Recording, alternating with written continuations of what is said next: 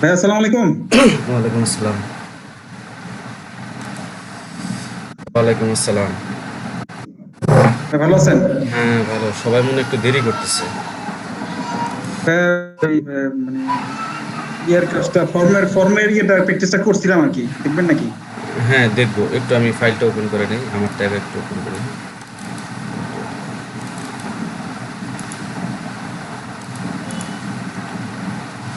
আপনি screen share দেন।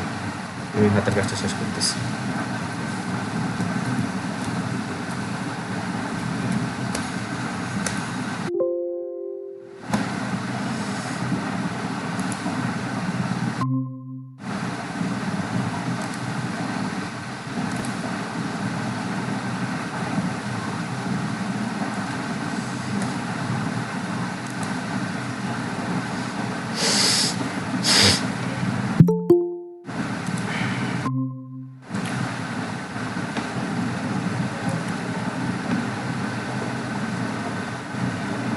Hello?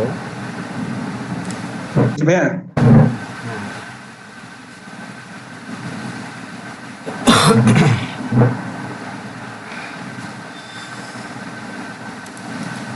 আসসালামু আলাইকুম। আসসালামু আলাইকুম হ্যাঁ, স্যার, ভালো ওয়ালাইকুম আছেন? আসসালাম। হ্যাঁ, ভালো, ভালো। আপনি ভালো আছেন? জি আলহামদুলিল্লাহ। যে আপনার ইয়েটা দেখান। যে রাশেদ ভাই।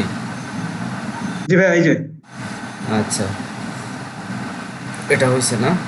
আপনি লিজেন্ডটা জি দুটোই, আমি দুটোই করার চেষ্টা করছি আর কি। আচ্ছা, হয়েছে। সুন্দর হয়েছে। এখন আজকে আমরা এগুলোকে ডিজাইন করা শেখা শুরু করব। হ্যাঁ। এই যে আমি প্রোগ্রামটা এইভাবে করছি আর কি, দুটো আলাদা আলাদা। হুম, ও,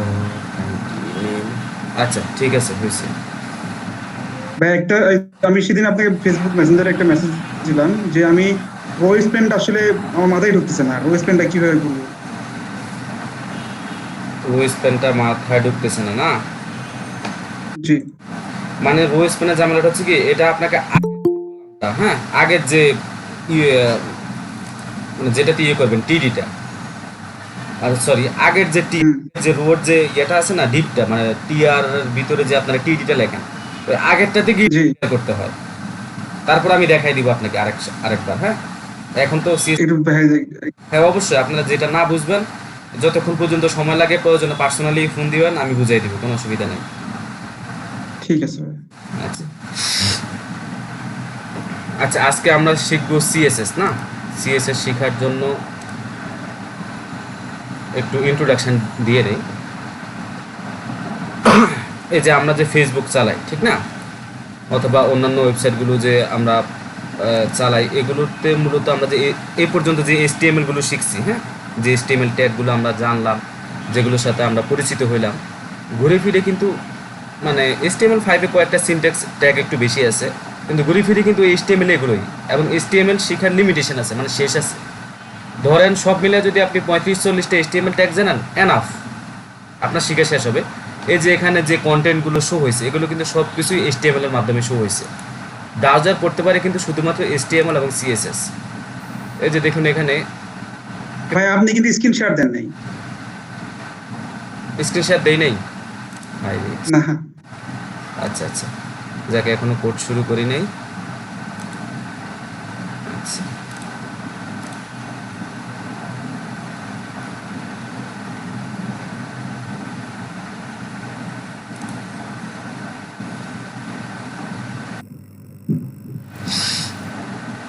ভাইয়া কি হোমওয়ার্ক দিবেন? হ্যাঁ, হ্যাঁ।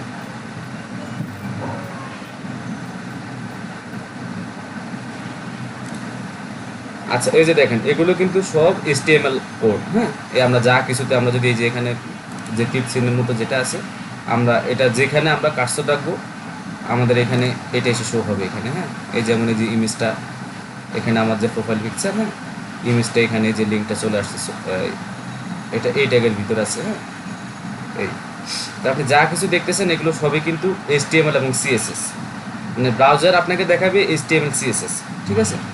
HTML হচ্ছে যেটা শুরু করছিলাম যে HTML ট্যাগ কিন্তু লিমিটেড, 35 থেকে 40টা ট্যাগ আপনার জানা থাকলেই আপনি ডিজাইন করতে পারবেন। কিন্তু CSS এর কিন্তু সীমাবদ্ধতা, অবশ্য সব কিছুরই সীমাবদ্ধতা আছে, কিন্তু আরও একটু বুঝছেন, এটার আরও একটু প্রশস্ততা আছে, ব্যাপকতা আছে। এটা ইউজ করার মধ্যে কিভাবে আপনি একটু ক্লিন কোড করতে পারেন। হ্যাঁ, একটা জিনিস, ছোট্ট একটা জিনিস আপনি এটাকে দেখা গেলো যে অনেক পেঁচায় পরে লেআউটটা ভাঙিয়ে দিলেন। মানে HTML CSS এর মধ্যে একটু মনোযোগ দেওয়ার একটা ব্যাপার আছে।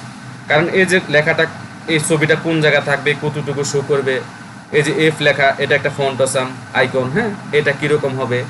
তারপর হচ্ছে এই যে এগুলো সব ফন্ট অসাম আইকন, এগুলো কীরকম হবে, এই ছবিটা কোথা থাকবে, কোনটা মানে কোন সাইডে যাবে, কোনটার কোন কালার হবে, হ্যাঁ, এগুলো আমরা ডিজাইন করি CSS এর মাধ্যমে। HTML হচ্ছে আপনার ব্রাউজারে জাস্ট এটা আউটপুট দেখাবে, কিন্তু CSS এটাকে কী করবে, সাজিয়ে গুছিয়ে সুন্দর করে দিবে। মনে করেন যে একটা বিল্ডিং, আপনি একটা বিল্ডিংয়ের যে প্রথম আগে কলাম তোলে, তারপর ছাদ ঢালাই দেয় আপনারা বিল্ডিংয়ের মধ্যে প্রথম যখন কাজ করে আর কি। তো বিল্ডিংটা মনে করেন যে HTML, আর এই বিল্ডিংয়ের মধ্যে রং করা, দরজা লাগানো, জানালা লাগানো, এটাকে বসবাসের উপযোগী করা, এটা হচ্ছে CSS। মেন ফাউন্ডেশনটা HTML, মানে আপনি CSS অ্যাপ্লাই করবেন কার উপর, HTML এর উপরেই কিন্তু আপনি অ্যাপ্লাই করবেন।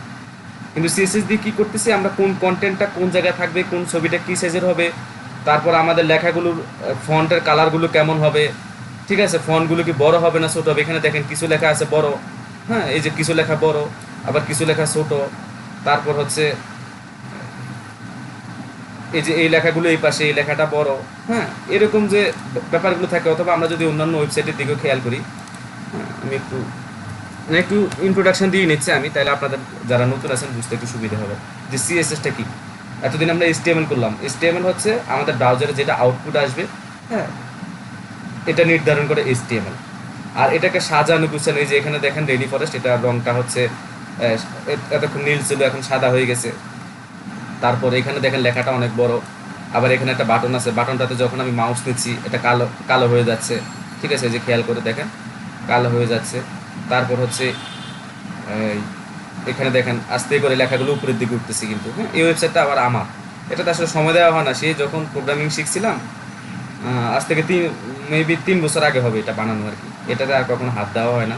জব করি তো, ওই ফ্রিল্যান্সিং করলে পোর্টফোলিওটা একটু গুছিয়ে রাখতে হয়, কারণ ক্লায়েন্টটা দেখতেছে। এখন আমাদের তো মালিক একজনই, ঠিক আছে, আমাদের তো আর বারবার পোর্টফোলিও দেখাতে হয় না, এই জন্য এটা সুন্দর করা হয় না। এই যে খেয়াল করে দেখেন এখানে ব্যানারটা কতটুকু, এখানে এটাকে বলা হয় ব্যানার, হ্যাঁ, আপনারা একই সাথে এগুলো শিখে রাখেন। এই যে এখানে যে এই যে ফরশনটা, এটা হচ্ছে ব্যানার। এটার নিচে আমি একটা ছবি দিয়ে দিছি, তার উপরে লেখাগুলো দিছি। এই লেখাগুলো বড়, এই লেখাটা বড়, এই লেখাটা ছোট। এটার উপরে মাউস নিলে কি হচ্ছে, কালো হয়ে যাচ্ছে। লেখাটার উপরে মাউস যখন নেই তখনও দেখেন একটু বেশি সাদা হয়ে যাচ্ছে, হ্যাঁ, এটাকে হোভার ইফেক্ট বলে আর কি, একটু সাদা হয়ে যাচ্ছে। এরপর আমি যখন তুলতেছি লেখাটা আস্তে করে উপরের দিকে আসতেছে। এখানে দেখেন ছবিটা এই পাশে আছে, লেখাগুলো এই পাশে আছে, ঠিক আছে, এখানে আবার মাউসটা কালো হয়ে যাচ্ছে। এরপরে দেখেন এই যে এখানে ফন্ট অসামগুলো, হ্যাঁ, তারপর হচ্ছে এই যে লেখাগুলো একটু একটু করে উপরের দিকে আসতেছে, এগুলো CSS জাভাস্ক্রিপ্ট দিয়ে করা। এরপর দেখেন এই যে এখানে যখন আমি নিচ্ছি, কার্সর নিচ্ছি, এটা কি হচ্ছে, এখান থেকে ইয়েগুলো চলে আসতেছে, এই আমাদের যে সোশ্যাল আইকনগুলো এগুলো আসতেছে। তারপর হচ্ছে বাকিটা মোটামুটি এরকমই। আবার এখানে একটু ডিফারেন্স আছে, এখানে আমরা যখন এটাকে বলে আইসোটোপ আর কি, আমরা এটাতে যখন ক্লিক করতেছি সবগুলো দেখাচ্ছে, ওয়ান পেজেরগুলো ওয়ান পেজ, ব্লগেরগুলো ব্লগ, ই কমার্সেরগুলো ই কমার্স। এগুলো আমি আসলে ধরা হয় না, সেই 3 বছর আগে যা আপলোড দিছি না ওইভাবেই আছে। এরপর এখানে আছে ফ্রিকোয়েন্ট আস্ক কোশ্চেন, মানে কারো কী ধরনের প্রশ্ন থাকতে পারে এই টাইপের লেখা আর কি। শেষে দিয়ে আছে একটা কন্ট্যাক্ট ফর্ম। এখানে আবার আমরা গুগল ম্যাপটা এসে এর উপর করেছি। এটা হচ্ছে ওই যে আইফ্রেম দিয়ে করে আর কি, হ্যাঁ, এটা তো আপনারা জানার কথা, আইফ্রেম। এখানে আবার আছে ফুটার সেকশন, এটাকে বলি আমরা কি ফুটার সেকশন, হ্যাঁ, ফুটার সেকশন। এখানে এই যে লেখাগুলো কোনটা কোন পাশে যাবে, কোন পাশে থাকবে, এগুলো আসলে মানে ডিজাইন করা আর কি। HTML-টাকে কালার দেওয়া, ফন্টের আইটে চেঞ্জ করা, আরও বেশি কালারফুল করা, মানে ইউজফুল করার জন্য হচ্ছে CSS, ঠিক আছে। এতদিন তো আমরা যে কোড করছি আপনারা মেবি দেখছেন যে কোডের কিন্তু আউটপুট কেমন, যে ফর্ম দেখাইলেন, ফর্মের কিন্তু আউটপুট কেমন। অরিজিনালি কি কোনো ওয়েবসাইটে এরকম আউটপুট থাকে? এরকম থাকে না কিন্তু, হ্যাঁ। আরও অনেক সুন্দর সুন্দর, এটা তো নর্মাল ডিজাইন, আরও অন্যান্য ভালো ভালো জায়গায় ভালো ভালো আরও অনেক সুন্দর সুন্দর ডিজাইন থাকে। যেমন আমি একটা উদাহরণ দিতে পারি, ধরেন এই যে কমডাইজ.com, এটা আমার একটা ক্লায়েন্টের ওয়েবসাইট।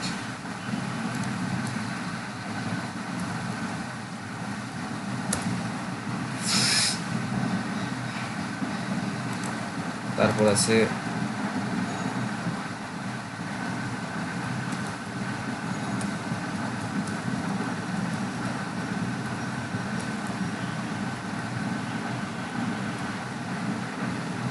আমি একটু আপনাদেরকে দেখায় নিচ্ছি, হ্যাঁ, আগে দিয়ে একটু রেডি করে রাখলে ভালো হইতো, আপনাদের ভিজুয়ালাইজেশনটা একটু ক্লিয়ার করে নিচ্ছি। হ্যাঁ, যে সিএসএস এর কাজগুলো কি কি হয়, সিএসএস দিয়ে আসলে আমরা কি করব, কি করা যায়। জাভাস্ক্রিপ্ট ছাড়াও কিন্তু শুধুমাত্র মানে পিওর সিএসএস দিয়ে অনেক কিছু করা যায়।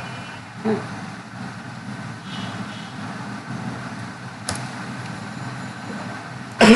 এই যে এটাতে দেখেন, এটা একটা ই কমার্স সাইট। হ্যাঁ,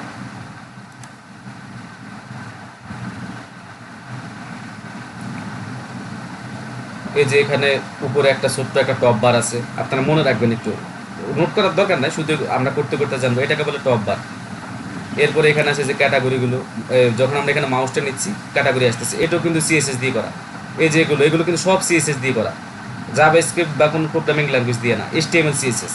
হ্যাঁ, তারপরে এই যে এখানে আমাদের মেনুটা আছে, এখানে কাট করার জন্য ই কমার্স সাইটে তো অনেকে কেনাকাটা করেন না, ই কমার্স সাইটে মেবি আপনারা অনেক কিছু জানেন। তারপরে দেখে নেন, এখানে যখন আমরা মাউস রাখতেছি অ্যাড টু কার্ট আসতেছে, বাই নাও আসতেছে, তারপরে যে এটাকে আমরা ফেভারিটি দিয়ে রাখবো কিনা, বা এটা আমরা দ্রুত দেখবো কিনা, লিঙ্ক নিবো কিনা, এগুলো আসতেছে। হ্যাঁ, এরপরে হচ্ছে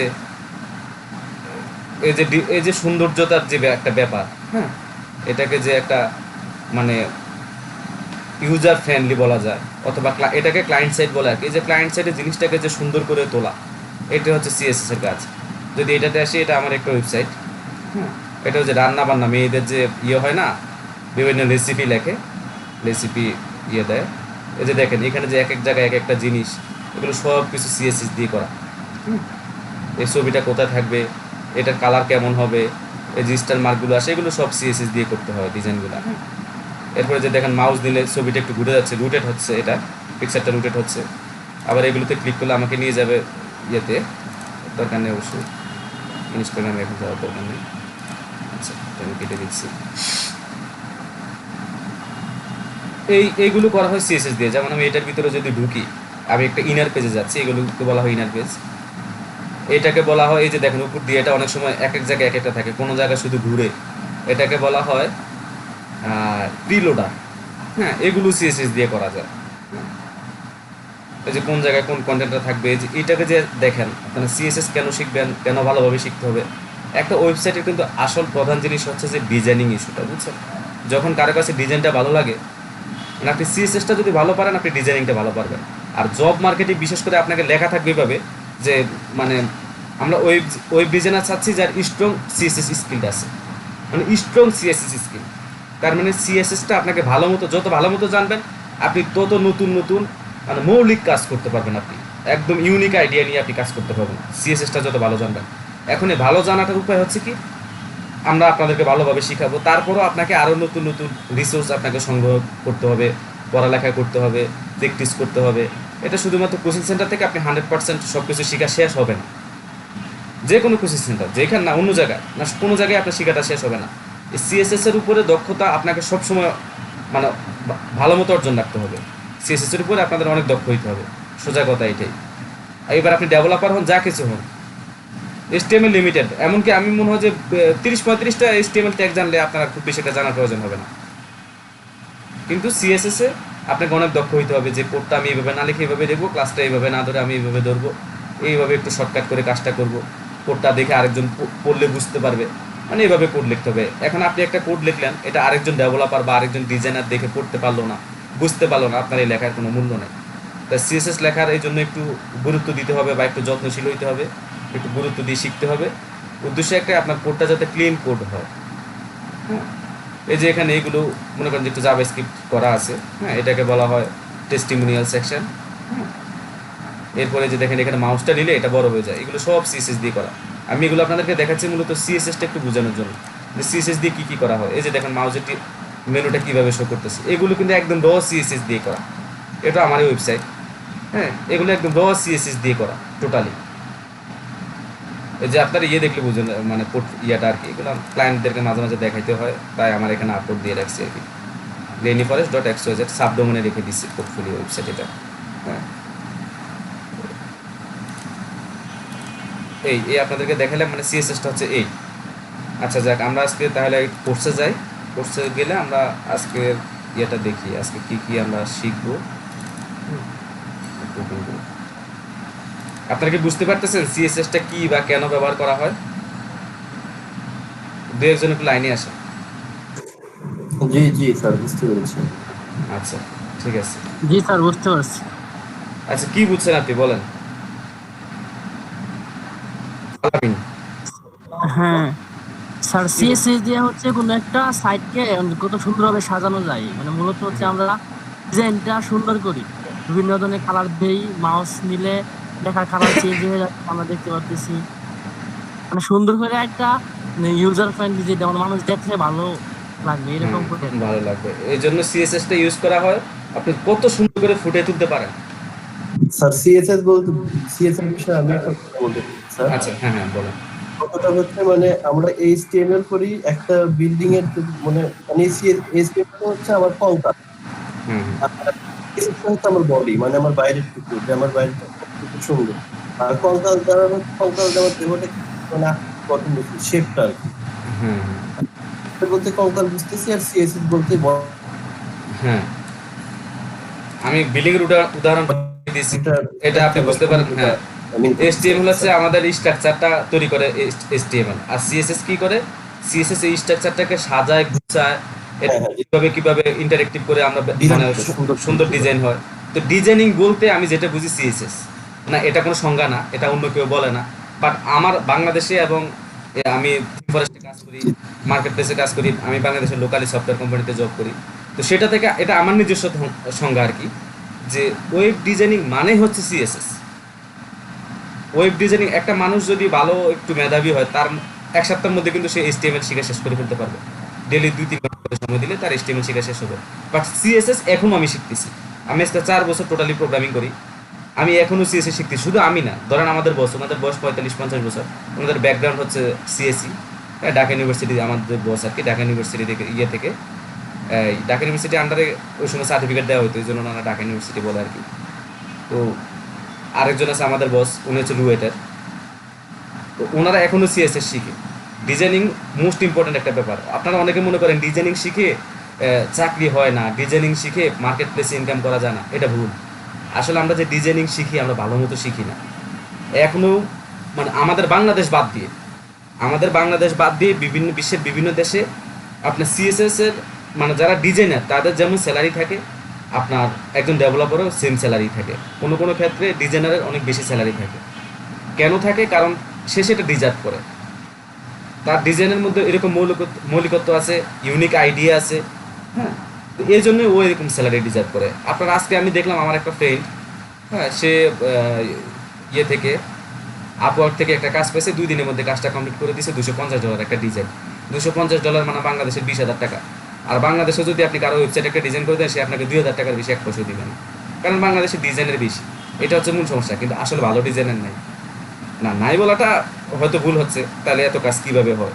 আছে, কিন্তু সবাই কি করে, ওয়েব ডিজাইনিংটা শিখে CSSটা যতটুকু জানা দরকার ততটুকু জানে, এটা গভীরে যায় না, এটার উপরে চর্চা রাখে না রেখে কি করে, সে চিন্তা করে যে ডিজাইনিং শিখছি, তুই পুরোপুরি ওয়েবসাইট বানাতে পারতেছি না, এটাকে আমি ডাইনামিক করতে পারতেছি না, আমি চলে যাব ডেভেলপমেন্টে। সে কী করে, ডেভেলপমেন্ট মানে ওয়ার্ডপ্রেস, বাংলাদেশে ডেভেলপমেন্ট মানে ওয়ার্ডপ্রেস, আর বাংলাদেশে প্রোগ্রামিং ল্যাঙ্গুয়েজ মানে জাতীয় প্রোগ্রামিং ল্যাঙ্গুয়েজ হচ্ছে PHP। এটা দুষ্টামি করে সবাই বলে আর কি।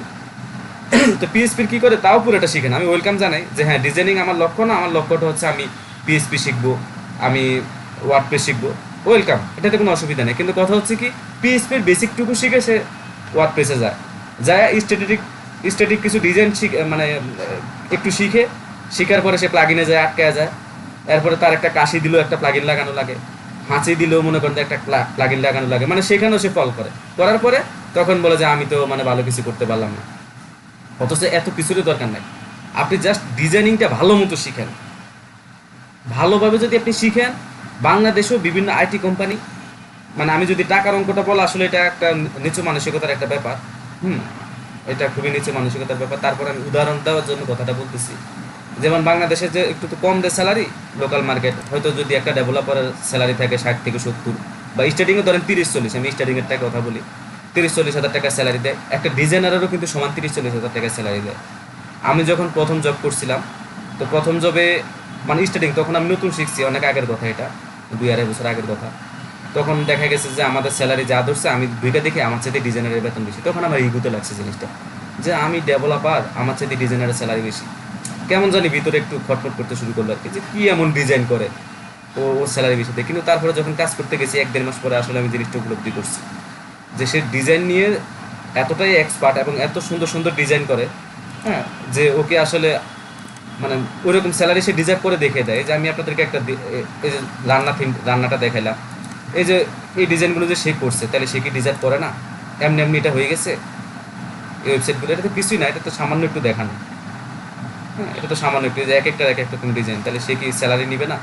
এখন আপনারা কাজ শিখেন বা আমরা কাজ শিখি কীরকম, একটু শিখি, জাস্ট HTML CSS একটু বুঝলাম আর কি, বুঝে আমরা ডেভেলপমেন্টে চলে যাই। আসলে আমরা ভালো মতো শিখি না।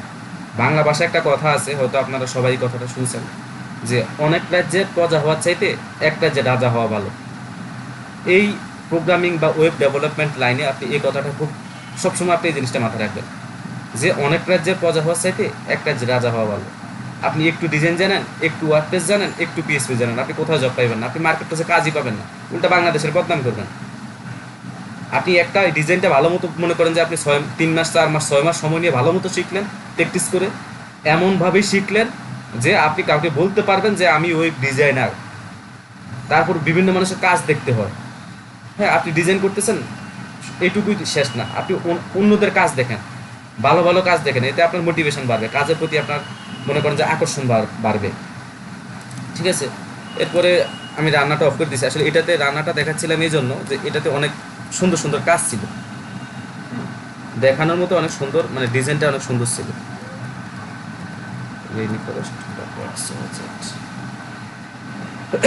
সরি, এটা স্প্লিংটা ভুল হয়েছে। আমি আজকে বেশি কিছু না শিখলে আপনাদেরকে একটা ইম্পর্টেন্ট জিনিস শিখাচ্ছি আর কি। আমি যেটা অনেকের মধ্যে এই প্রবণতাটা দেখি, যে ডিজাইনিং একটু শিখেই দৌড় দেয়, এদিকে যাবো ওইদিকে যাবো, আসলে ওইখানেও ভালো করতে পারে না। আপনি যখন যে কাজটা করবেন সেটা মনোযোগ দিয়ে করতে হবে। ঠিক আছে, এই যে দেখেন কি সুন্দর ডিজাইন করছে সে, প্রত্যেকটা জায়গায় কালারটা দেখেন। এগুলো আমি কেন বলতেছি CSS এর শুরুতে, HTML এর শুরুতে একটা কথা বলি নাই। আপনি দেখেন এই যে বিস্কেটের কালার, এটার সাথে দিছে সে তার ফন্টের কালার। তারপরে মনে করেন যে কোনটা চোখে পড়বে কোনটা চোখে পড়বে না, মানে যাতে চোখে বিরক্ত না লাগে, দেখলে যাতে বিরক্ত না লাগে, সে এরকমভাবে ডিজাইনটা করছে। আপনি দেখেন এই ছবিগুলো কিন্তু সে ফটোশপ করে নিজে বানাইছে অথবা সংগ্রহ করছে, যেভাবে হোক সে নিজে এগুলো সংগ্রহ করছে। আপনি দেখেন ফন্টের সাথে ছবির কি সুন্দর মিল, লোগোটার কি সুন্দর মিল। এই যে দেখেন এটা হোমে আছে বর্তমানে, এই যে হোমের কালারটা, মানে কি সুন্দর, প্রত্যেকটা কালার একটার সাথে আর একটা কীরকম ম্যাচিং করে। আপনি শুধু কালার শো করাইতে পারলে তো হবে না, কালারটাকে তো একটা প্রাণ দিতে হবে, যে মানে কালারটা আমি যে ফুটাইছি সে কালারটা আমার একটা সৌন্দর্যতা দিতেছে। ঠিক আছে, CSS মানে তো সৌন্দর্যতা, মেন কথা হচ্ছে সৌন্দর্যতা। তারপর হচ্ছে যে আমরা লেআউট, CSS মানে লেআউট বা এগুলো হচ্ছে আলাদা বিষয়।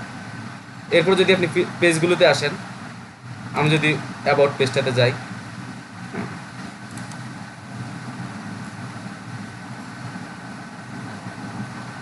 এই যে দেখেন ডিজাইনগুলো, এরপরে অন্যান্য যদি পেজ যাই, আমি রেসিপি উইদাউট সাইড বার এটাতে যাই, এই যে দেখেন মানে ডিজাইন এবং ছবিটা পর্যন্ত কত সুন্দর, ওরা মানে কালার মিলায় কি সুন্দর করে ছবিগুলো দিচ্ছে ওরা। ঠিক আছে, এই ডিজাইনটা যে করছে তার মানে সে কি পরিশ্রম করে না, একটু জার্নি করে ফেলছে, 2 মাস 1 মাস কোর্স করে অথবা 2 মাস 1 মাস ইউটিউবে ভিডিও দেখে এইভাবে সে এটা করে ফেলছে, তারপরে কিন্তু সে লাইগা ছিল। আচ্ছা যাক, আমি আপনাদেরকে W3 স্কুল নিয়ে এর আগে কথা বলছিলাম, আজকে আবার যেহেতু কথা বলতেছি তাহলে আর একটু বলে নিই। আপনারা যদি ডিজাইনার হইতে চান ভালো মানের, একটা ডেভেলপার আর ডিজাইনারের মধ্যে পার্থক্য আছে, কিন্তু আপনি যদি উপার্জনের কথা চিন্তা করেন, অথবা যদি আপনি চিন্তা করেন যে আমি ভালো জব করবো, মার্কেট প্লেসে ভালো করবো, তাহলে আপনি শুধুমাত্র ডিজাইনার, মানে মনে করেন আপনি সারা জীবন আর কিচ্ছু শিখবেন না, কোনো C শিখবেন না, PHP শিখবেন না, কিচ্ছু শিখবেন না, শুধুমাত্র আপনি ভালো মানের মানে ওয়ার্ল্ড ক্লাস লেভেলের একজন ডিজাইনার হয়ে আপনি আপনার লাইফটাকে সুন্দরভাবে আপনি পরিচালনা করতে পারবেন। খুব সুন্দরভাবে আপনি চলতে পারবেন, একটা ডেভেলপারের চাইতে আপনি ভালো চলতে পারবেন। মোট কথা হচ্ছে কি আপনাকে এইটাতে এক্সপার্ট হইতে হবে, আপনার কোয়ালিটি, আপনার মেধা, আপনার রুচি, ঠিক আছে, আপনার বিচক্ষণতা সব কিছু আপনি আপনার ডিজাইনের মধ্যে স্পষ্ট করতে পারবেন। এছাড়া এখন বিভিন্ন কোম্পানিগুলো কিন্তু বাংলাদেশের কোম্পানিও এখন বুঝতে পারছে ডিজাইনারদেরকে এখন অনেক মূল্যায়ন করে। কারণ থিম ফরেস্টে যখন একটা থিম সাবমিট হয় তখন কিন্তু যে ক্লায়েন্ট কিনতে যায় সে কিন্তু ভিতরের ফাংশন এত কিছু বুঝে না, সে দেখে তার আউটলুকিংটা, ঠিক আছে, আউটলুকিংটা কেমন, মানে যেটা যে জায়গায় হওয়া দরকার ছিল সেটা সে জায়গায় হয়েছে কিনা, হ্যাঁ, এই জিনিসগুলো দেখে। এই জন্য এখন ডিজাইনারদেরকে গুরুত্ব দিচ্ছে বড় বড় কোম্পানিগুলো। এখন ডিজাইনারদেরকে স্টার্টিং স্যালারি 30-35-40 হাজার টাকা দিয়ে ভালো ভালো কোম্পানিগুলো নিয়ে দিতেছে। এবং আইটি কোম্পানিতে জবটা কিন্তু অনেক রিল্যাক্সেবল জব, হ্যাঁ, অনেক রিল্যাক্সেবল জব আইটি কোম্পানিতে। মোটামুটি অন্যান্য কোম্পানিতে যে একটা প্যারা থাকে, হ্যাঁ, বাংলাদেশের চাকরি মানে তো প্যারা, তেল মারামারি, আইটি কোম্পানিতে আবার কিন্তু এই জিনিসটা থাকে না। মোটামুটি আপনার পরিবেশ ভালো থাকে। বাইরের কোম্পানিগুলো সম্পর্কে আমরা যেরকম শুনে আসি, হ্যাঁ, ওই আপনার এই কোম্পানিগুলো তো এটা মেনটেন করে, ভালো ভালো কোম্পানিগুলো, সফটওয়্যার কোম্পানিগুলো। যাক, আপনারা সবসময় কী করবেন, আপনারা এই W3 স্কোর্সে সবসময় থাকবেন। এখান থেকে যে HTML, CSS এগুলোর উপরে আপনারা সবসময় এখানে প্র্যাকটিস করবেন। সবসময় বাসে বসবেন অথবা অবসর থাকবেন, আপনারা সুন্দর মতো মোবাইলে W3 স্কুলটা সবসময় ওপেন রাখবেন, সবসময়। আপনারা আমি যা বলতেছি তা থেকে কিন্তু সব কিছু আপনাদের শেখা শেষ হবে না যদি না আপনার চর্চার মধ্যে থাকেন, শেখার মধ্যে থাকেন। আমি আবার বলতেছি, আপনি শুধুমাত্র যদি চিন্তা করেন যে আমি জীবনে আর কিচ্ছু হবো না, শুধু আমি ওয়েব ডিজাইনার হব, আমি বলবো যে আপনি যদি ভালো মানের হইতে পারেন, আপনি যদি ভালো মতো চেষ্টা করে ইউনিক আইডিয়া দাঁড় করাতে পারেন, আপনার আর কিছু হওয়া লাগবে না। কারণটা কি, আপনার ভিতরে প্রশ্ন আসতে পারে, এই যে এই টেমপ্লেটটা, হ্যাঁ, আমি যদি একটু ইয়েতে যাই, থিম ফরেস্টে যাই, আমি আপনাদেরকে আজকে এই বিষয়ে একটু দেখাবো যে অনেকেই ভুল করে এই জিনিসটা, বুঝছেন।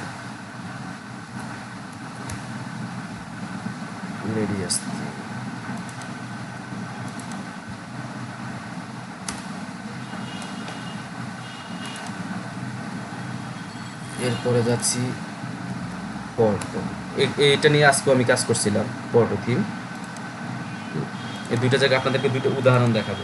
উদাহরণ না দেখলে আপনারা বিষয়টা অনুমান করতে পারবেন না। আসলে শুধুমাত্র ডিজাইন করেও কীভাবে টাকা পয়সা মানে ভালো মতো অনেক চাকরি চেতে ভালো থাকা যায়, এটার জন্য আসলে আমি আপনাদেরকে এই উদাহরণ নিয়ে আসছি। পিও portfolio, পর্টো, multipurpose HTML file.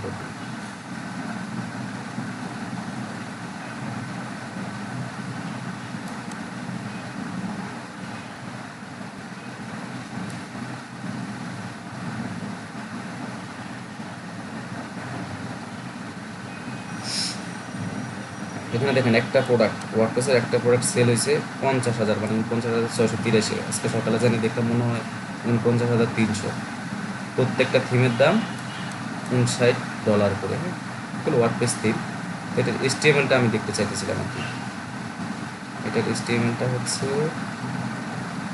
P3B2T, আর এখানে রেডিয়াস থিম থেকে আমি আপনাদেরকে কয়েকটা HTML ফাইল দেখাচ্ছি। WordPress theme, HTML template. এই যে দেখুন, ক্লাসিমা, ওয়ার্ডপ্রেস, HTML ফিচার, এটা তো বেশি সেল হয় না, 94। ধরেন এই যে ফিনিক্স, এটা 94টা সেল হয়েছে। HTML টেমপ্লেট 219টা। তারপর হচ্ছে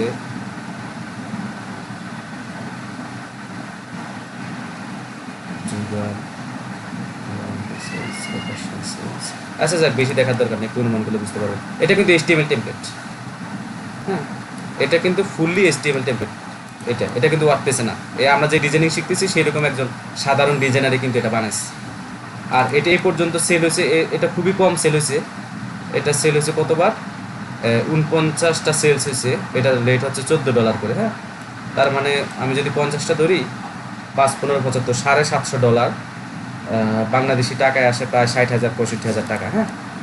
শুধুমাত্র সে একবার এটা ডিজাইন করছে, HTML থিম। আমি কিন্তু আবার বলতে HTML ফাইল, এটা কিন্তু fully HTML file, HTML CSS দিয়ে জাভাস্ক্রিপ্ট দিয়ে করা ফুললি।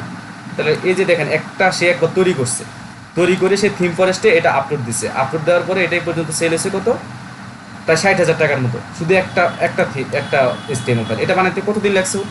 খুব বেশি যদি মানে ও হয়তো চিন্তা করছে 3 দিন, আর বানাইতে লাগছে 4 দিন 7 দিন।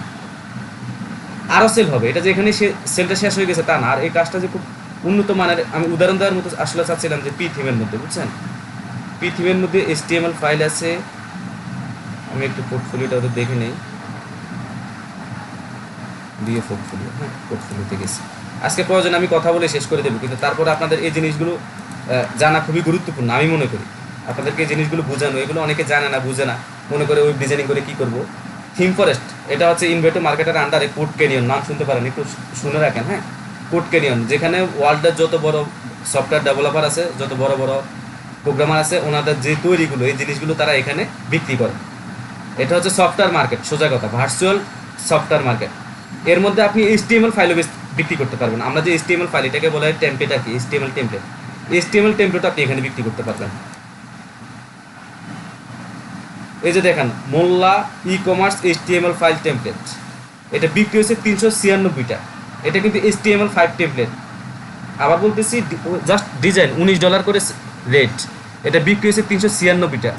তার মানে আমি যদি 400 আর এখানে 20 ধরি, একটু বাড়াই দিলাম, 4 দ্বিগুণে 8, মানে $8,000 বিক্রি হয়েছে, যার বাংলাদেশি টাকায় আসে 8,864, 6,40,000 টাকা এই পর্যন্ত এই HTML ফাইলটা বিক্রি হয়েছে। 6,40,000 টাকা, কমিশন বাদ দিলে প্রায় 5 লক্ষ, 5.5 লক্ষ টাকা। একবার মাত্র সে HTML টেমপ্লেটটা বানাইছে। এটা কিন্তু আমার নিজের হাতে বা ফটোশপ করে বানানো না, এটা কিন্তু থিম ফরেস্টে আছে, বুঝছেন। এরপরে দেখেন আরও আছে, এটা হচ্ছে 1121 শপিফাই থিম, এটা না। HTML port to e-commerce HTML template এ পর্যন্ত বিক্রি হয়েছে 1600, খেয়াল করে দেখেন 1600। এটা রেট হচ্ছে $35 করে। 1600 গুণন 35 কত হয়? এটা মেবি $50,000 মতো হবে, যা বাংলাদেশি টাকা প্রায় 40-45 লাখ টাকার মতো, একটু কম বেশি হইতে পারে। মানে একবার শুধুমাত্র HTML টেমপ্লেটটা ডিজাইন করছে, আর এই পর্যন্ত এটা সেল হয়েছে 40 লক্ষ টাকার উপরে। 40 টাকা শুধু HTML, আপনাকে কোনো প্রোগ্রামিং ল্যাঙ্গুয়েজ জানতে হবে না, জাস্ট HTML, CSS আর একটু জাভাস্ক্রিপ্ট। এটা যদি আমি লাইভ রিভিউ দেই, এটার আবার কয়েকটা মডেল তৈরি করছে, যেহেতু অনেক সেলস হয়েছে, এটার পিছনে মনে করেন যে ওরা এখন অনেক শ্রম দিছে, ভালো সেলস হয়েছে এই জন্য। মানে ইউনিক কাজ, ভালো ডিজাইন, ভালো কাজ হলে এটা সেলস হবেই, কথা বুঝছেন। এই যেখানে ডেমোগুলো দেওয়া আছে, আমরা যদি একটা ডেমোতে যাই, আপনারা কি শুনতেছেন? একজন এসে একটু লাইনে আসে, আপনি শুনতেছেন, বুঝতেছেন আমার কথাগুলো? জি ভাই, জি ভাই। এগুলো কি আগে জানতেন যে থিম ফরেস্টে HTML5 টেমপ্লেট বিক্রি করে মানে পেসিভ ইনকাম করা যায়? করবেন একবার, ইনকাম করবেন সারা জীবন, এটা জানতেন? না না ভাই, এগুলো তো এগুলো আমি জানতেন না? জানতাম ভাইয়া। আপনাদের সবাই হ্যাঁ হয়তো জানেন, জানাটা স্বাভাবিক। HTML মানে আমি যেটা বুঝাতে চাচ্ছি আপনাদেরকে, সবাই মাইক্রোফোন অন রাখেন, অসুবিধা নেই, হ্যাঁ। আমি এই বিষয়ে একটু কথা বলতে চাইতেছি। আমরা সবাই মনে করি ওয়েব ডিজাইনিং এর তো বেল নাই, চাকরি নাই, টাকা নাই, ডেভেলপমেন্ট শিখা শেষ হয়েছে, দৌড় মারো ডেভেলপমেন্টে, ভাই দরকার নাই। একটু একটু একটু একটু করে আপনি ডিজাইনিংটাতে শক্ত হন, এনাফ। এরপর আপনি ডেভেলপমেন্টে যান, অসুবিধা নাই তো।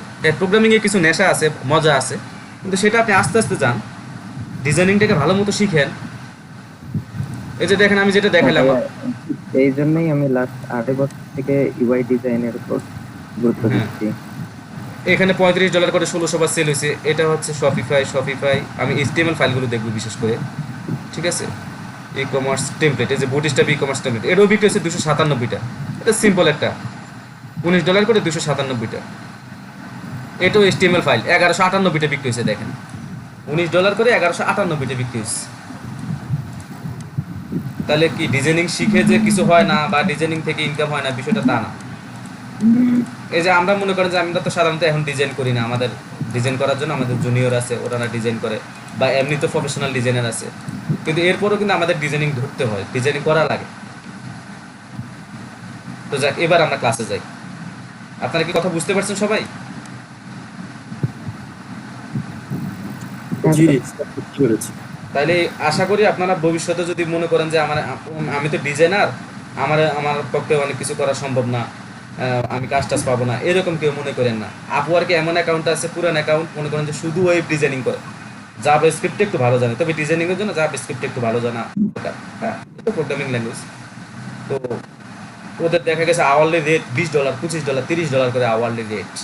তার মানে চিন্তা করেন, সে যদি উইকলি 40 আওয়ার কাজ করে, বা 40 আওয়ার যদি কাজ করে, $20 করে হলে $800 ওর প্রতি উইকলি ইনকাম। প্রতি উইকলি $800 ইনকাম, বাংলাদেশি টাকা প্রায় মনে করেন যে 60-62 হাজার টাকা, এমনও আছে, বাট সবাই না। হ্যাঁ, ও মানে ডিজাইনারদের কাজ পাওয়া একটু টাফ, কারণ ডিজাইনার বেশি। এটার কারণ হচ্ছে ডিজাইনার বেশি, মানে সবাই তো ডেভেলপমেন্টে যাওয়ার আগে ডিজাইনিংটা শিখে যায়, তো এই জন্য ডিজাইনার একটু বেশি। মানে যতজন ডিজাইনার আছে প্লাস যতজন ডেভেলপার আছে সবাই কিন্তু ডিজাইন করে, কিন্তু প্রফেশনাল লেভেলের ডিজাইনার কিন্তু বেশি না, এটা মাথায় রাখতে হবে। হ্যাঁ, যাক আমরা কোডে যাই। আজকে আমাদের প্রথম কথা ছিল CSS syntax, type of CSS, ঠিক আছে, ক্লাসিফিকেশন, ইনলাইন সিএসএস ইউজ।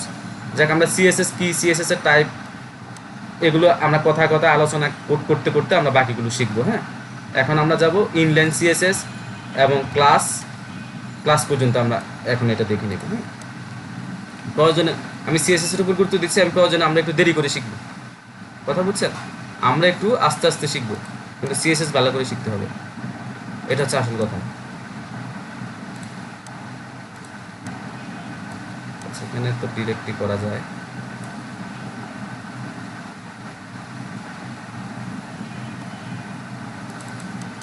আমরা নর্মালি এটাকে HTML5 ডিক্লেয়ার করি। এখন আমরা যে কাজগুলো করবো, আমরা একটা ডিপ দিব। ডিপ যদি আমরা HTML5 এর একটা তো ডিপ হচ্ছে ডিভিশন বলা যায় আর কি, এটা সংক্ষিপ্তভাবে ডিপ বলে। আমরা ডিপ নিলাম, এটা পি ট্যাগ বা এই ট্যাগ, এরকম একটা ট্যাগ, এবং এটা ইনলাইন ব্লক এলিমেন্ট আর কি, একটা ইয়াকে সম্পূর্ণ ব্লক করে নেয়। তো আমরা ডিপ, হ্যাঁ, এই ডিপ নিচ্ছি। ডিপের ভিতরে আমরা একটা প্যারাগ্রাফ নিচ্ছি। প্যারাগ্রাফে আমরা লিখে দিলাম লরেন 200, ধরে লেখাটা আসতো, আমার মনে একটু বেশি হয়ে গেছে, লরেন 100 দিলে ভালো হবে, বেশি হয়ে গেছে, লেখাটা আসছে। এখন এটা আউটপুটটা কী আসবে আমরা দেখে নিই। হ্যাঁ, আমরা একটু আস্তে আস্তে শিখবো, সিএসএস এর ক্লাস তো আমি চাচ্ছি একটু প্রয়োজনে, এখানে 16টা ক্লাস না, যেন 18টা ক্লাসের কথা মডিউলে আছে, আমরা প্রয়োজনে একটা বাড়াই নিই। এই যে দেখেন, এটা আমাদের আউটপুট আসছে। এখন আমরা এটাকে একটু ডিজাইন দিব, কালার দিব, প্যাডিং দিব, মার্জিন দিব, মানে বিভিন্ন রকম মানে লুক নিয়ে আসবো আর কি। হ্যাঁ, তো এটার জন্য আমরা কি করবো, সিএসএস ইউজ করবো। সিএসএস এর মিনিংসটা হচ্ছে ক্যাসকেডিং স্টাইল শিট, ঠিক আছে, ক্যাসকেডিং স্টাইল। অনেক সময় অনেক সঙ্গে মনে থাকে না, সারাদিন কাজ করি, মাথার মধ্যে এখন মানে আমি আমার নিজেরটা একটু আপনাদেরকে ডিটেলটা বলি। আমার সারাদিন কাজ করা হয় পিএইচপি আর জাভাস্ক্রিপ্ট নিয়ে, ঠিক আছে। সিএসএস আমাদের অবশ্যই ধরতে হয়, কিন্তু সারাদিন মাথার মধ্যে খালি পিএইচপি আর জাভাস্ক্রিপ্ট, বিশেষ করে জাভাস্ক্রিপ্টে বেশি ধরা হয়, কারণ যে রিঅ্যাক্টে কাজ করি এই জন্য। তো অনেক সময় অনেক কথা মাঝে মাঝে হয় কি, মানে মনে থাকে না, বুঝতেছি মানে আমি করতে পারতেছি, বাট আপনাদেরকে মুখ দিয়ে আসতেছে না, এরকম হয়ে যায় অনেক সময়। তো যাক, এখন আমরা এটাকে একটা ক্লাস দিব। প্যারাগ্রাফকে ধরেন আমরা যখন স্টাইল লিখবো, স্টাইল লেখার নিয়ম হচ্ছে 3টা, মানে সিএসএস লেখার নিয়ম হচ্ছে 3টা। একটা হচ্ছে ইনলাইন সিএসএস, আরেকটা আমরা ব্যবহার, এই যে এটা হচ্ছে পি ট্যাগটা, আরেকটা আমরা ব্যবহার করতে পারবো হেডিংয়ে, আবার আমরা মানে অন্য ফাইলে সিএসএস লিখে এখানেও লিঙ্ক করে দিতে পারবো, মানে 3ভাবে সিএসএস লেখা যায়। এই কথাটা আপনারা শুধু একটু মনে রাখবেন। হ্যাঁ, তো আমরা এখানে সিএসএস মানে স্টাইল দিব, আমরা এটা সিএসএস মানে তো স্টাইল দেওয়া না, এই স্টাইল লিখে আমরা এই যে একটা মানে ডাবল কমা যেটা আর কি, এটা দিব, দিয়ে আমরা ভিতরে লিখবো আমরা কি দিব। এবার আমরা সিএসএস এলিমেন্টটা লিখবো, ধরেন আমরা দিতে চাচ্ছি কালার, এই কালার লিখতে শুধু কালার লিখে এটাকে এই যে আমি আসলে চিহ্নটার নাম মনে নাই, এটাকে কি চিহ্ন জানি বলে, কেউ একজন লাইনে এসে বলুন তো। যেটা দিলাম কোলন না, কোলন, আচ্ছা, ডাবল কোটেশন, ডাবল কোটেশনের ভিতরে কালার দিলাম, কালার লিখে কোলন, কোলন দিয়ে এখন আমি কালারটা ডিক্লেয়ার করবো। আমি সরাসরি কালার লিখতে পারি, যেমন আমি রেড দিলাম, আর এটি রেড সরাসরি দিলাম, দিয়ে আমি এটাকে সেমিকোলন দিয়ে শেষ করে দিব, ঠিক আছে। এখন আমরা আউটপুটটা দেখবো। আমরা আসলে ইনলাইন স্টাইল ব্যবহার করা হয় না, ইনলাইন স্টাইল আমরা ব্যবহার করি না। আচ্ছা, আমরা আস্তে আস্তে দেখবো যে ইনলাইন স্টাইলে কোনো কোনো সময় আবার ব্যবহার করা লাগে। এখন দেখছেন কালারটা লাল হয়ে গেছে, ফন্টের কালারটা লাল হয়ে গেছে, ঠিক আছে। এখন আমরা চাইলে মনে করেন যে ডিপটাকেও আমরা একটা স্টাইল দিতে পারি। স্টাইল ডাবল কোটেশনের ভিতরে আমরা কি দিব, এটাকে একটা ডিপটাকে কি করবো, আমরা একটা উইড আর হাইট দিয়ে দিই। উইড হচ্ছে বাম থেকে ডান দিকে, উইড হচ্ছে কি বাম থেকে ডান দিকে যাবে, আর হাইট হচ্ছে উপর থেকে নিচের দিকে।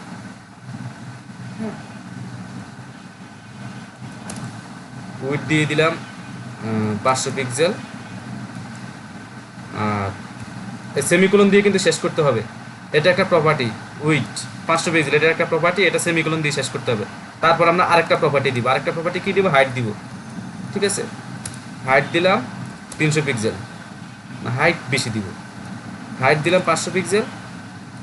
পিক্সেল হচ্ছে এক একটা ঘর, এক একটা ইউনিট। পিক্সেল হচ্ছে এক একটা ঘর, এক একটা ইউনিট। এটাকে আমরা ইএন দিতে পারি, হ্যাঁ। এরপর আরও অনেক ইয়ে আছে, তবে আমরা শিখবো পিএক্স দিয়ে। ধরেন এক পিক্সেল মানে হচ্ছে এতটুক জায়গা, 2 পিক্সেল মানে আরেকটু আরও কম দেখা যায়, কিন্তু আমি কাজটা আপনারা বুঝবেন না তাই। ধরেন এটা হচ্ছে 1 পিক্সেল, এই আরেকটা পিক্সেল, এই আরেকটা পিক্সেল। এখানে অনেক বেশি করে দেখাচ্ছি, এতটুকু না, মানে এক একটা ইউনিট।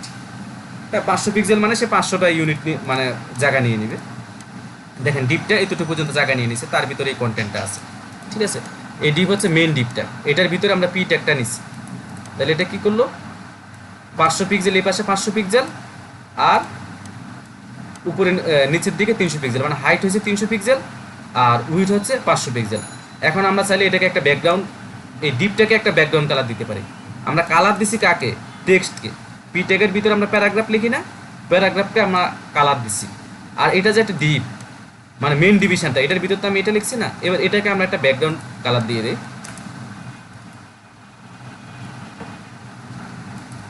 একটা ব্যাকগ্রাউন্ড কালার দিয়ে দেই ব্লু। প্রপার্টিটা শেষ করতে সেমিকোলন দিতে হবে, হ্যাঁ। এখন দেখেন আমরা হাইট দিছিলাম বেশি, সরি আমরা এখানে দিছি কত, 300 পিক্সেল 500 পিক্সেল 500 পিক্সেল, দুইটাই 500 পিক্সেল 500 পিক্সেল আছে, আচ্ছা অসুবিধা নাই। এখন দেখেন এটা স্কোয়ার হয়ে গেছে। এই যে ডিপটা, এখানে আমি যে লেখাটা লিখছি, হ্যাঁ, এই লেখাটা যতটুকু জায়গা নেওয়া দরকার সে ততটুকু জায়গা নিছে, নিয়ে বাকি জায়গাটা কিন্তু ডিপ খালি করে রয়েছে।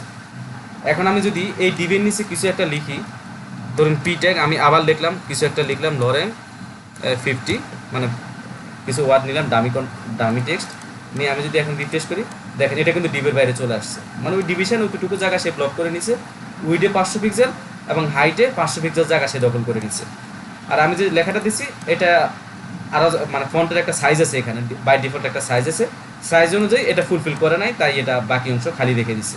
আমরা চাইলে এখান থেকে ফন্ট, পি তো ফন্টের জন্য, ঠিক না, আমরা চাইলে এখানে ফন্ট সাইজটা দিয়ে দিতে পারি। ফন্ট সাইজ, যদি এগুলো পরে আরও আলোচনা হবে, ফন্ট সাইজে এখন দেখানোর প্রয়োজন ছিল না। ধরেন আমরা দিয়ে দিলাম 15 পিক্সেল, 15 পিক্সেল অনেক হয়ে যায়। এখন দেখেন ফন্টের সাইজটা চেঞ্জ হবে, কমে গেছে। বাই ডিফল্ট মেবি 16 থাকে, তো আমি এটাকে বাড়ায় 20 পিক্সেল দিই। আমি এটাকে বাড়ায় কী করলাম, 20 পিক্সেল দিলাম, খেয়াল করেন, হ্যাঁ। এখন কি হলো, ফন্টটা বড় হয়ে গেছে, কিন্তু দেখেন এটা জায়গা কিন্তু বড় হয় নাই।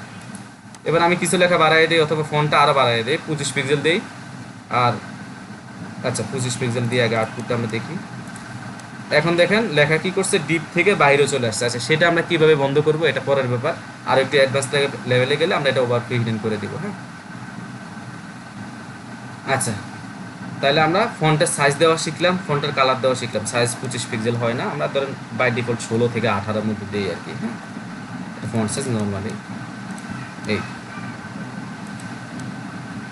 এখন দেখেন যে লেখাটা এই পাশে লেগে আছে। আচ্ছা আমরা সিলেবাস অনুযায়ী একটু একটু করে আগাই, হ্যাঁ, এলোপাতারিভাবে না শিখে আমরা সিলেবাস একটু একটু করে আগাই। তাইলে আমরা শিখলাম কি, যে এটাকে বলা হয় ইনলাইন স্টাইল। এই যে আমরা এটা কি করলাম, একদম HTML ট্যাগের ভিতরে আমরা যে স্টাইলটা দিব এটাকে বলা হয় ইনলাইন স্টাইল, ঠিক আছে। এইভাবে আমরা এই যে ইয়েটা CSSটা, এটা আমরা হেডিংও দিতে পারি। হেডিংয়ে দেওয়ার জন্য কি করতে হবে, একটা স্টাইল ট্যাগ নিতে হবে। স্টাইল ট্যাগটা এরকম শুরু করতে হবে, শেষ করতে হবে, এর মাঝখানে আমরা কি করব, CSS গুলো লিখবো। তো সেটা কিভাবে লিখবো, এর জন্য ক্লাস ডিক্লেয়ার করা লাগে, ঠিক আছে। এর জন্য কি করতে হয়, ক্লাস ডিক্লেয়ার করা লাগে। এখন দেখেন আমি এই যে এই স্টাইলটা কেটে দিব, আমি এই স্টাইলটা কেটে ফেলছি, ডিপটা আগের মতো হয়ে গেছে। এখন আমি যদি এখানে রাখি, হ্যাঁ এখানে রাখি, এখন তো স্টাইল দরকার নেই, আমরা তো স্টাইল ট্যাগটা এখানে লিখে দিছি, ডাবল কোটেশনের দরকার নাই। আমি এটা আবার লিখবো, আপনাদের একটু কঠিন মনে হতে পারে, আবার লিখবো, হ্যাঁ। আপনাদেরকে শুধু ইনলাইন এবং হেডিংয়ের মধ্যে যে CSSটা লেখা যায়, আমি জাস্ট এই উদাহরণটা দিচ্ছি। দেখেন এখানে যে CSS গুলো ছিল ডিপের মধ্যে, যে এখানে, হ্যাঁ, আমি কি করলাম, এই CSS গুলো তুলে স্টাইল শিটের ভিতরে উইডথ দিলাম, হাইট দিলাম, ব্যাকগ্রাউন্ড কালার দিলাম। এখন কি এটা পাবে না, এটা পাবে না। কেন পাবে না আমরা দেখি, এই যে দেখেন এখন CSSটা নাই, PS আছে, মানে প্যারাগ্রাফের মধ্যে আমরা যে CSSটা অ্যাপ্লাই করছি সেই CSSটা কিন্তু পাচ্ছে, কিন্তু আমরা যে একটা ব্যাকগ্রাউন্ড কালার উইড হাইট দিছিলাম সেটা কিন্তু পাচ্ছে না। আপনাদের একজনের মনে হয় মাইক্রোফোনটা অন করে, কিছু বলবেন? আচ্ছা এই যেখানে আউটপুটটা দেখেন, আমরা পি এর মধ্যে কিন্তু ইনলাইন স্টাইল রেখে দিচ্ছি। পি এর মধ্যে কি করলাম, ইনলাইন স্টাইলটা রেখে দিছি আর ডিভেটটা সরাই ফেলছি, সরাই কি করলাম স্টাইলের ভিতরে আনছি, এখন কিন্তু আর কিছু পাচ্ছে না। তো এটা পাওয়ানোর জন্য আমাদেরকে কি করতে হয়, আমাদেরকে একটা ক্লাস ডিক্লেয়ার করা লাগে, মানে আমি যে এটা দিলাম কারে দিলাম, এই প্রপার্টিটা যে আমি দিলাম কারে দিলাম, লাভ নাই তো, কে কাকে ধরবে, এই জন্য কী করতে হয় এখানে একটা ক্লাস ডিক্লেয়ার করা লাগে, লেখা লাগে CLASS ক্লাস অথবা আইডি। তো আমরা আজকে ক্লাসটা আগে দেখি, ঠিক আছে। এখানে একটা ক্লাস ডিক্লেয়ার করবেন আপনি যে কোনো নামে, ইচ্ছা আপনার। ধরেন আমি দিলাম মেইন ডিপ, যে কোনো নাম দিতে পারেন, তবে রিডেবল দেওয়া ভালো এবং ক্যামেল কেসে দেওয়া ভালো। এই যে ডিটা বড় হাতের দিলাম, ক্যামেল কেস মানে হচ্ছে কি, আপনি ধরেন প্রথম বর্ণটা থাকবে দুইটা অক্ষর একসাথে, হ্যাঁ, প্রথম অক্ষরটা থাকবে মেইন, মানে ছোট হাতের অক্ষর দিয়ে শুরু হবে, দ্বিতীয় অক্ষরটা শুরু হবে বড় হাতের ইয়ে দিয়ে, তাইলে এটা পড়তে সুবিধা হয়। যেমন ধরেন আমি এখানে লিখলাম মাই নেম ইজ আনিস অরণ্য। এখন এটা দেখেন আপনি কিন্তু পড়তে পারবেন, একসাথে লিখলে কিন্তু আপনি পড়তে পারবেন না। মাই, এই যেখানে নেমের এনটা বড় হাতের, ইজের আইটা বড় হাতের, আনিসের এটা বড় হাতের, আরণ্যের এটা বড় হাতের, এটাকে বলা হয় ক্যামেল কেস। এইভাবে CSS লেখা ভালো, বাধ্য না, আপনি যা খুশি যেভাবে খুশি লিখতে পারেন। এখন ধরেন আমি এই ক্লাসটাকে ধরবো মেইন ডিপ, ক্লাসটাকে ধরার জন্য ক্লাসের আগে একটা ডট চিহ্ন দেওয়া লাগে, একটা ডট চিহ্ন দিয়ে তারপর ক্লাসের নামটা লিখতে হয়, লিখে সেকেন্ড ব্র্যাকেট, এটাকে আমরা সেকেন্ড ব্র্যাকেট বলবো না, এটাকে বলবো কার্লি, হ্যাঁ, আর ফার্স্ট ব্র্যাকেটকে বলা হয় প্যারেনথিসিস, ঠিক আছে। সেকেন্ড ব্র্যাকেটের ভিতরে এখন আপনি যা প্রপার্টি লিখবেন, CSS এর যা প্রপার্টি লিখবেন, এটা এই ডিপটাকে ধরবে। আপনি দেখাই দিচ্ছেন যে ডট মেইন ডিপ, এই যে এটাকে, তার মানে তুমি এই ক্লাসটাকে ধরো। ডট মানে হচ্ছে ওই ক্লাস, সে ক্লাসকে খুঁজবে যেখানে কই ক্লাস আছে, প্রথম সে দেখবে ক্লাস কোনটা, এখানে একটা ক্লাস আছে, তারপর দেখবে মেইন ডিপ কোন জায়গায় আছে, তখন সে কী করবে এই মেইন ডিপটাকে ধরবে। এখন আপনি এখানে যে প্রপার্টি দিবেন সেটাই পাবে। তো আমরা এখানে দিয়ে আবার আগের মতো করে উইড দিয়ে দিলাম, এবার 400 পিক্সেল, তারপর আমরা হাইট দিয়ে দিলাম, হ্যাঁ, আমরা হাইট দিয়ে দিলাম 600 পিক্সেল, তারপরে এই যে সেমিকোলন দিয়ে এইভাবে সাজায় লিখবেন। এক লাইনও লেখা যায়, আপনি এক লাইনে যদি লেখেন, মানে এই লেখাটা যদি আপনি এখানে রাখেন কোনো অসুবিধা নেই, আপনি জাস্ট ওই যে সেমিকোলন দিলেই হয়, কিন্তু লেখাটা যাতে সুন্দর রিডেবল হয় এই জন্য আমরা সহজে পড়া যায় এই জন্য আমরা এইভাবে রাখবো। হাইট আগের মতো একটা ব্যাকগ্রাউন্ড কালার দিই, হ্যাঁ, ব্যাকগ্রাউন্ড কালার এবার দিব কি ব্লু, আগেরটাই দিয়ে দিই ব্লু। এখন আমরা যদি আউটপুটটা দেখি তাহলে কি আসবে, এই যে দেখেন আগের মতো চলে আসছে। এখন তো ওই যে সাইজ একটু আমরা অন্যরকম দিচ্ছি, এই তাহলে এই হচ্ছে CSS এর ব্যবহার। আমরা কি করব, হেড থেকে এটাকে আমরা কল করতে পারি যে একটা স্টাইল লেখার মাধ্যমে। আর যখন ইন্ডিয়ানে লিখবো তখন কি লিখবো, এই যে স্টাইল ট্যাগ দিয়ে এই যে এভাবে লিখবো। এখন আপনি বলতে পারেন যে আমি কোনটা লিখবো, কোনভাবে লিখলে ভালো হবে। আরও একটা প্রকার আছে, সেটা হচ্ছে আমরা বাইরে একটা স্টাইল শিট নিব। কীভাবে নিব, এই যে এখানে আমাদের রুট ফাইল ইন্ডেক্সের পাশে অথবা যে কোনো ফোল্ডারের ভিতর নিতে পারেন, ফোল্ডারের ভিতর নিলে ওই যে পাথ ধরায় দিতে হবে, হ্যাঁ। এই যে আমরা একটা স্টাইল শিট নিব, স্টাইল শিট লিখতে স্টাইল লিখতে হবে .css, স্টাইল .css। আপনি স্টাইলের পরিবর্তে যে কোনো নাম দিতে পারেন, বাট ডটের পরে CSS থাকতে হবে, যেমন ডটের পরে HTML থাকা লাগে, মানে এক্সটেনশনটা হচ্ছে CSS, এর আগে আপনি স্টাইল না যা খুশি লেখেন। তবে সাধারণ নিয়মে আমরা মেন যে রুট ফাইলটা থাকে সেটা আমরা index.html লিখি, এবং যে রুট মানে মেন যে স্টাইল শিটটা হয় সেটা আমরা style.css লিখি। এরপর আরও অনেক স্টাইল শিট লাগে, অনেক HTML ফাইল লাগে, সেগুলো আমরা বিভিন্ন নামে রাখি। আপনি এখানেও বিভিন্ন নামে রাখতে পারেন, জাস্ট আপনাকে .css এইটুকু জায়গা আপনাকে ঠিক রাখতে হবে। মানে আপনি যখন CSS ফাইল লিখবেন, একটা ফাইল ওপেন করবেন, তখন .css লিখতে হবে। এখন দেখেন আমার ব্রাউজারে এটা আছে, রুট ফোল্ডারে লিখছি তো। আচ্ছা আমি এখান থেকে এটাকে ওপেন করে নিই, এখানে হয়নি কেন, +4, আবার এটা ওপেন করি।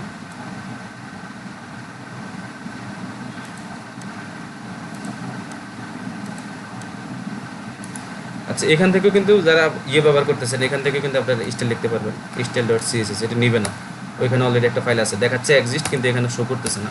এটা যাই হোক, এটা ব্র্যাকেটের প্রবলেম, আমার কিছু করার নাই। তারপর আমি সরাসরি ওপেন করতেছি এই যে স্টাইল। এখন আমরা আরেকটা স্টাইলে CSS লেখা শিখবো, হ্যাঁ।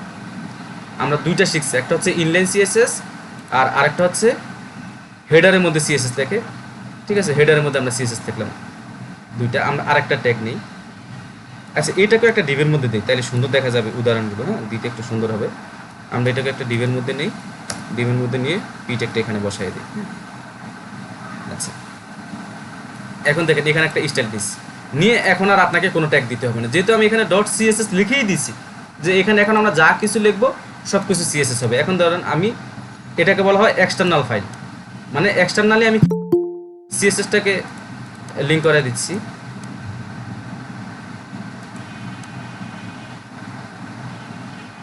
এখন আমি কি করতেছি, এক্সটার্নালি সিএসএসটাকে লিঙ্ক করাই, মানে লিখব এক্সটার্নাল ফাইলে। তাহলে আমরা তিন রকম দেখলাম, একটা হচ্ছে ইনলাইন সিএসএস এই যে এখানে, আর একটা হচ্ছে স্টাইল ট্যাগের মাধ্যমে আমরা হেডে লিখতে পারি, স্টাইল ট্যাগের মাধ্যমে হেডে, তবে এটা একদম হেডের টাইটেলের নিচে লেখাটা ভালো। স্টাইল অথবা জাভাস্ক্রিপ্ট যখন আমরা লিখবো হেডের মধ্যে এখানে লেখা ভালো। তাহলে ইনলাইন হেডারের মধ্যে লিখতেছি, তারপর আমরা লিখতেছি বাইরে। এই বাইরে লেখার জন্য আমরা এটাকে ধরবো, এটাকে আমরা একটা ক্লাস দিব। হ্যাঁ, ক্লাস, আমরা এটাকে ক্লাস দিব মেইন ডিভ, আমরা এটাকে ঠিক ওইরকম ভাবে সরি সেকেন্ড ডিভ এই নামে লিখলাম। হ্যাঁ, সেকেন্ড ডিভ, এটাকে মেইন ডিভ না দিই ফার্স্ট ডিভ দিই, তাহলে আমার একটু মনে হয় বলতে সুবিধা হবে ফার্স্ট ডিভ। তাহলে এটা যদি চেঞ্জ করি আমাকে এখানে যে কালারটা দিছি এটাকে আমার চেঞ্জ করতে হবে। হ্যাঁ, আর এটাকে দিব আমি সেকেন্ড ডিভ। সেকেন্ড ডিভ লিখতে কীভাবে, ডট, আমরা ক্লাস লিখতে ডট দিব। হ্যাঁ, সেকেন্ড ডিভ, তারপর সেকেন্ড ব্র্যাকেট, সেকেন্ড ব্র্যাকেটের ভিতরে এখন আমরা যা কিছু লিখবো এটা কি করবে, এই ডিভটাকে মানে এই ডিভের উপরে সিএসএস অ্যাপ্লাই হবে। হ্যাঁ, আচ্ছা এখানে আগেই বলে রাখি সিএসএস কিন্তু আমি যা লিখবো সব কিছু এক্সিকিউট এখন হবে না, কেন হবে না সেটা আমরা আস্তে আস্তে বলবো। হ্যাঁ, এখন এটাকে আমি একটা উইডথ দেই, উইডথ দিলাম, এটাকেও 400 পিক্সেল দিলাম, দিয়ে সেমিকোলন দিয়ে শেষ করলাম, ক্লোজ করলাম। তারপর নতুন প্রপার্টি নিলাম হাইট, হাইট দিলাম, এটাকে 500 পিক্সেল দেই, 500 পিক্সেল। এটার একটা ব্যাকগ্রাউন্ড কালার দেই, এটার একটা ব্যাকগ্রাউন্ড কালার দিলাম আমি, এটাকে রেড দিই ব্যাকগ্রাউন্ড কালার, ওইটা যেহেতু ব্লু দিছি। হ্যাঁ, এখন আমরা আউটপুটটা দেখি, আমরা কিন্তু সেকেন্ড ডিপটাকে ধরছি। হ্যাঁ, এখন কি আউটপুট আসবে না, দেখেন এটার উপরে কোনো পরিবর্তন আসে নাই, সেকেন্ড ডিপের উপরে কোনো পরিবর্তন আসে নাই। কেন আসে নাই? আসে নাই কারণ এই যে আমি এখানে এটা লিখলাম, আমার মূল রুট ফাইল হচ্ছে আমি ব্রাউজারে চালু করছি index.html, আমি তো style.css লিখছি, তাহলে এটা আমাকে এখানে বুঝাই দিতে হবে না? এটা তো একই ফাইলের মধ্যে আমি ইনলাইন স্টাইল লিখলাম, একই ফাইলের মধ্যে লিখলাম, এটাও আমি হেডে লিখলাম, তাহলে এটা যে আমি লিখলাম এটাকে আমার তো এখানে লিঙ্ক করাইতে হবে। এই লিঙ্ক করার নিয়মটা হচ্ছে কি, হ্যাঁ আপনারা এই যে লিঙ্ক, এখানে একটা রিলেশন থাকবে, রিলেশন দেবেন স্টাইল শিট, আর এই স্টেপের মধ্যে এই ফাইলটা যেখানে আছে সেই পাথটা আপনারা দিয়ে দিবেন। আলামিন ভাই কিছু বলবেন? হ্যাঁ হ্যাঁ বলেন। হ্যাঁ, কথা আসতেছে কিন্তু মানে এয়ার আসতেছে না, ডিসপ্লে আসতেছে না। স্যার আপনার নেটওয়ার্ক খুব স্লো স্যার। না নেটওয়ার্ক তো স্লো না, নেটওয়ার্ক এখন খুব ভালো মতো আছে, আর আমার এখানে স্পিড কিন্তু নরমালি খুব ভালো। কিন্তু স্যার আপনার ভয়েস আসতেছে, ভিডিও আসতেছে না। ভয়েস আসতেছে, তিনটা আসে না। আমরা ভিডিওগুলো দেখতে পাচ্ছি না ঠিক মতো, মানে ভয়েসটা আগে আগে যাচ্ছে, ভিডিও পরে আসতেছে বা আটকে যাচ্ছে। এবং আটকে আটকে থাকতেছে ভিডিও। আচ্ছা আচ্ছা আমি আবার আপনারা দেখেন, হ্যাঁ আবার শেয়ার দিলাম। আমার এখানে কিন্তু নেট স্পিড স্লো না, নেট স্পিডটা ভালো থাকে, হয়তো অন্য কোনো টেকনিক্যাল সমস্যা। এখন কি দেখা যাচ্ছে? স্যার প্রোগ্রামে দেখা যাচ্ছে না? এখন মোটামুটি ঠিক আছে স্যার। আচ্ছা একটু 1 মিনিট আপনার হোল্ড করেন, আমি দেখি ডেস্কটপে কোনো কিছু ডাউনলোড দেওয়া কিনা।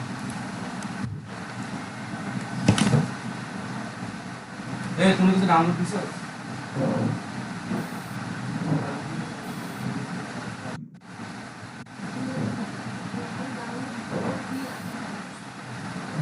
মানে নেট হচ্ছে না, নেট ডাউনলোড।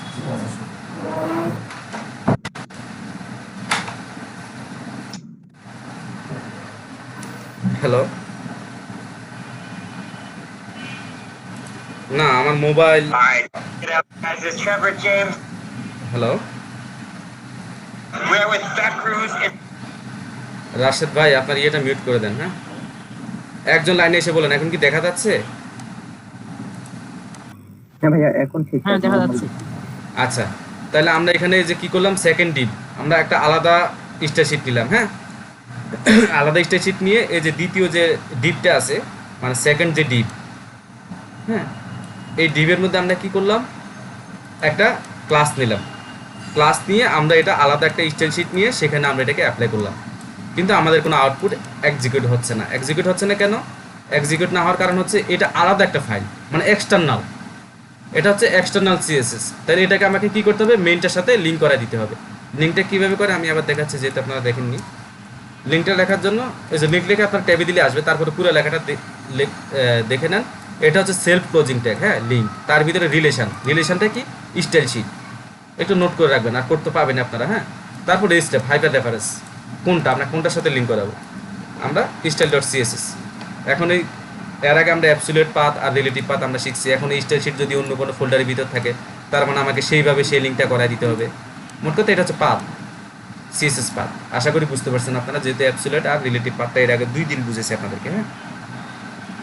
এখন দেখেন তো আমরা যে লিঙ্কটা দিলাম, লিঙ্কটা দেওয়ার পরে আমাদের কোনো পরিবর্তন হচ্ছে কিনা এখানে। এখন দেখেন, এখন একটা পরিবর্তন হচ্ছে।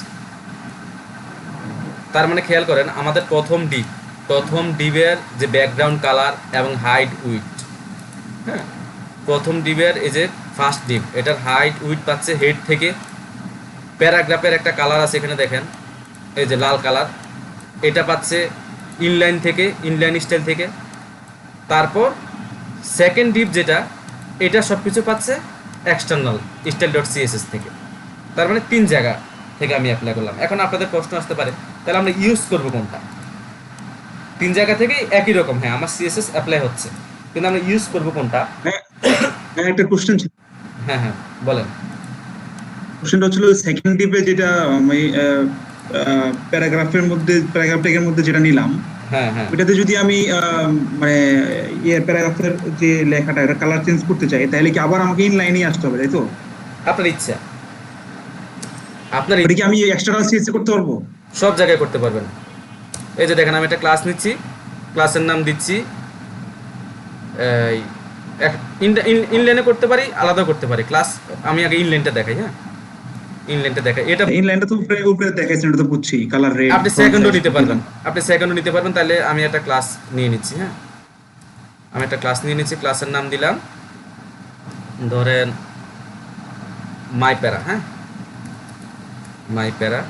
মাই প্যারাটা আমি নিলাম, নিয়ে আমি হেডও অ্যাপ্লাই করতে পারি, এক্সটার্নাল সিএসএস অ্যাপ্লাই করতে পারি। আপনি এখন চাইলে এখানে যে ফার্স্ট ডিপ যেটা, এটাকেও আপনি বাইরে এনে অ্যাপ্লাই করতে পারবেন, কোনো অসুবিধা নেই। আমরা যাচ্ছি একটু একটু করে আগাচ্ছি, হ্যাঁ। এই সিএসএস লেখা মানে প্রথমে ডট, এই ভুলটা অনেকে করে, আমিও করছি প্রথম। এই ডট দেয় নাই, কিরে পায় না কেন, হাই রে মাথা নষ্ট। মেন কথা হচ্ছে যে যখন আমরা সিএসএস অ্যাপ্লাই করবো ইনলাইনের বাইরে, ইনলাইন বাদ দিয়ে যেখানে আমরা সিএসএস অ্যাপ্লাই করবো সেখানে ডট থাকবে। তাহলে মাইপ্যারা এটাকে আমরা দিচ্ছি, একটা কালার দিচ্ছি, ধরেন কালার দিলে স্পষ্ট বোঝা যাবে। হ্যাঁ, একটা কালার দিচ্ছি, কি কালার দিব? এই যে অ্যাকোয়া কালারটা সামনে আছে, একটা সামনে আছে, তো দিয়ে দিই। হ্যাঁ, এই যে অ্যাকোয়া কালারটা দিলাম, এই যে দেখেন এটাতে অ্যাকোয়া কালার চলে আসছে, ঠিক আছে। এখন আপনি দেখেন, আমরা তো ফার্স্ট ডিপে ইয়েটা দিচ্ছি না, এই যে স্টাইলটা, এই যে ফার্স্ট ডিপ। এখন আপনি এটাকে পুরা কেটে নিয়ে আসেন, এখানে ফাঁকা, এখানে এটা ফাঁকা। এখন আমরা আউটপুট দেখলে কি দেখবো, উপরের এগুলো নাই, ডিপটারে যে ব্যাকগ্রাউন্ড কালার নাই, হাইট নাই, উইড নাই, কিচ্ছু নাই। এই সিএসএসটা আপনি সোজা একদম ডিরেক্ট এখানে এনে বসাই দিলে হবে। আচ্ছা, এই সিএসএসটা আপনার এই এক্সটার্নালে এখন বসাই দিলে হবে। মানে হেডে যেভাবে সিএসএস লেখা হয়, একইভাবে এক্সটার্নাল সিএসএসও একই স্টাইলে লেখা হয়। কারণ এখানে আমি ডট দিয়ে ক্লাসটাকে ডিক্লেয়ার করতেছি, তারপর ক্লাসের নাম লিখতেছি, প্রপার্টিগুলো একইভাবে দিচ্ছি, ঠিক আছে। মানে একবার লিংক দিলে পরে আপনি যা মন চায় তাই করেন, সব নিয়ে নিবে। হ্যাঁ, সব নিয়ে নেবে। শুধু লিঙ্কটা আপনি করাই দেওয়ার পরে ওই পেজে আপনি যত ক্লাস আছে সবগুলোকে আপনি ধরতে পারবেন, সবগুলোকে। শুধু ক্লাস না, আপনি ক্লাস বাদ দিয়ে করতে পারবেন। আমি আপনাদেরকে প্রথমে মনে হয় আরেকটু ইজি করে দেখাইতে পারতাম, আপনি ক্লাস বাদ দিয়ে ধরাতে পারেন। এগুলো আমি আস্তে আস্তে আসতেছি। আমি সিএসএস নিয়ে প্রয়োজনে মেন মানে আমাদের মডিউলের বাইরে আমি ক্লাস নিব, কিন্তু আমি চাচ্ছি আপনারা সিএসএসটা ভালো মতো শিখেন। HTML এর বললাম না 30-35টা ট্যাগ, আমি যা শিখেছি তার বাইরে আপনারা একটু নেটে সার্চ দিলে শিখতে পারবেন। বাট সিএসএস এর টেকনিক্যাল অনেক বিষয় আছে, হ্যাঁ। সিএসএসটা আমি আপনাদেরকে ভালো মতো শিখাবো, আর জাভাস্ক্রিপ্টের ডোম ম্যানিপুলেশনটা আমি আপনাদেরকে ভালোভাবে শিখাবো, যেটা আপনাদের ভবিষ্যতে একটা ফাউন্ডেশন তৈরি হবে, ঠিক আছে। যদি না পারি, কোনোটা ভুল হয়, আপনারা বলবেন যে হ্যাঁ এই জায়গাটা গ্যাপ হয়েছে, কোঅপারেট করে আমরা সিএসএসটা ভালোভাবে শিখবো।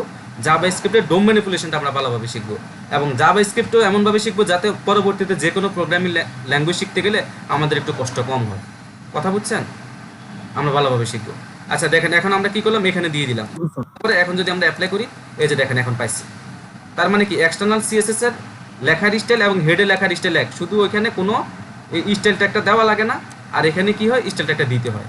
আচ্ছা এবার আমরা একটা পরীক্ষা করব, যে প্রশ্নটা একটু আগে করছিলাম, তাইলে আমরা লিখবো কোনটা, কোন স্টাইলে আমরা সিএসএস লিখবো। এটা একটা প্রশ্ন থাকে না, যে ইনলাইনও লেখা যায়, হেডও লেখা যায়, ওইখানেও লেখা যায়। এটার এখন আমরা একটা পরীক্ষা করব। পরীক্ষাটা কি, কোনটাকে নিয়ে পরীক্ষা করব? ধরেন আমি ফার্স্ট ডিপ না সেকেন্ড ডিপটাকে নিই, মাই প্যারাটাকে নিলাম। সরি আমি এটাকে নিচ্ছি, পিটেকের ভিতরে আমরা কি করি, ফার্স্ট ডিপ সেকেন্ড ডিপটাকে নিই। আচ্ছা সেকেন্ড ডিপ, হ্যাঁ সেকেন্ড ডিপের আমি এখানে কোনো ইনলাইন কোনো সিএসএস দেই নেই, খেয়াল করেন সেকেন্ড ডিপে আমি ইনলাইন কোনো সিএসএস দেই নেই। আমি কি করতেছি, এখন সেকেন্ড ডিপে এখান থেকে একটা সিএসএস দিব, ঠিক আছে? আমি ডট দিয়ে সেকেন্ড ডিপ দিলাম, এখানে যে প্রপার্টিটা আছে আমি সেটাকে দিয়ে দিই। দেখেন কোনটা পায়, উইড আছে 400-500 আর background colour red, second deep. হ্যাঁ আমি এখান থেকে এটা দিয়ে দিলাম। এখন আমার সিএসএস পাবে কয়টা, এখান থেকেও পাবে, আউট থেকেও পাবে নাকি? কিন্তু না, শো করবে কোনটা সেটা আপনারা দেখেন।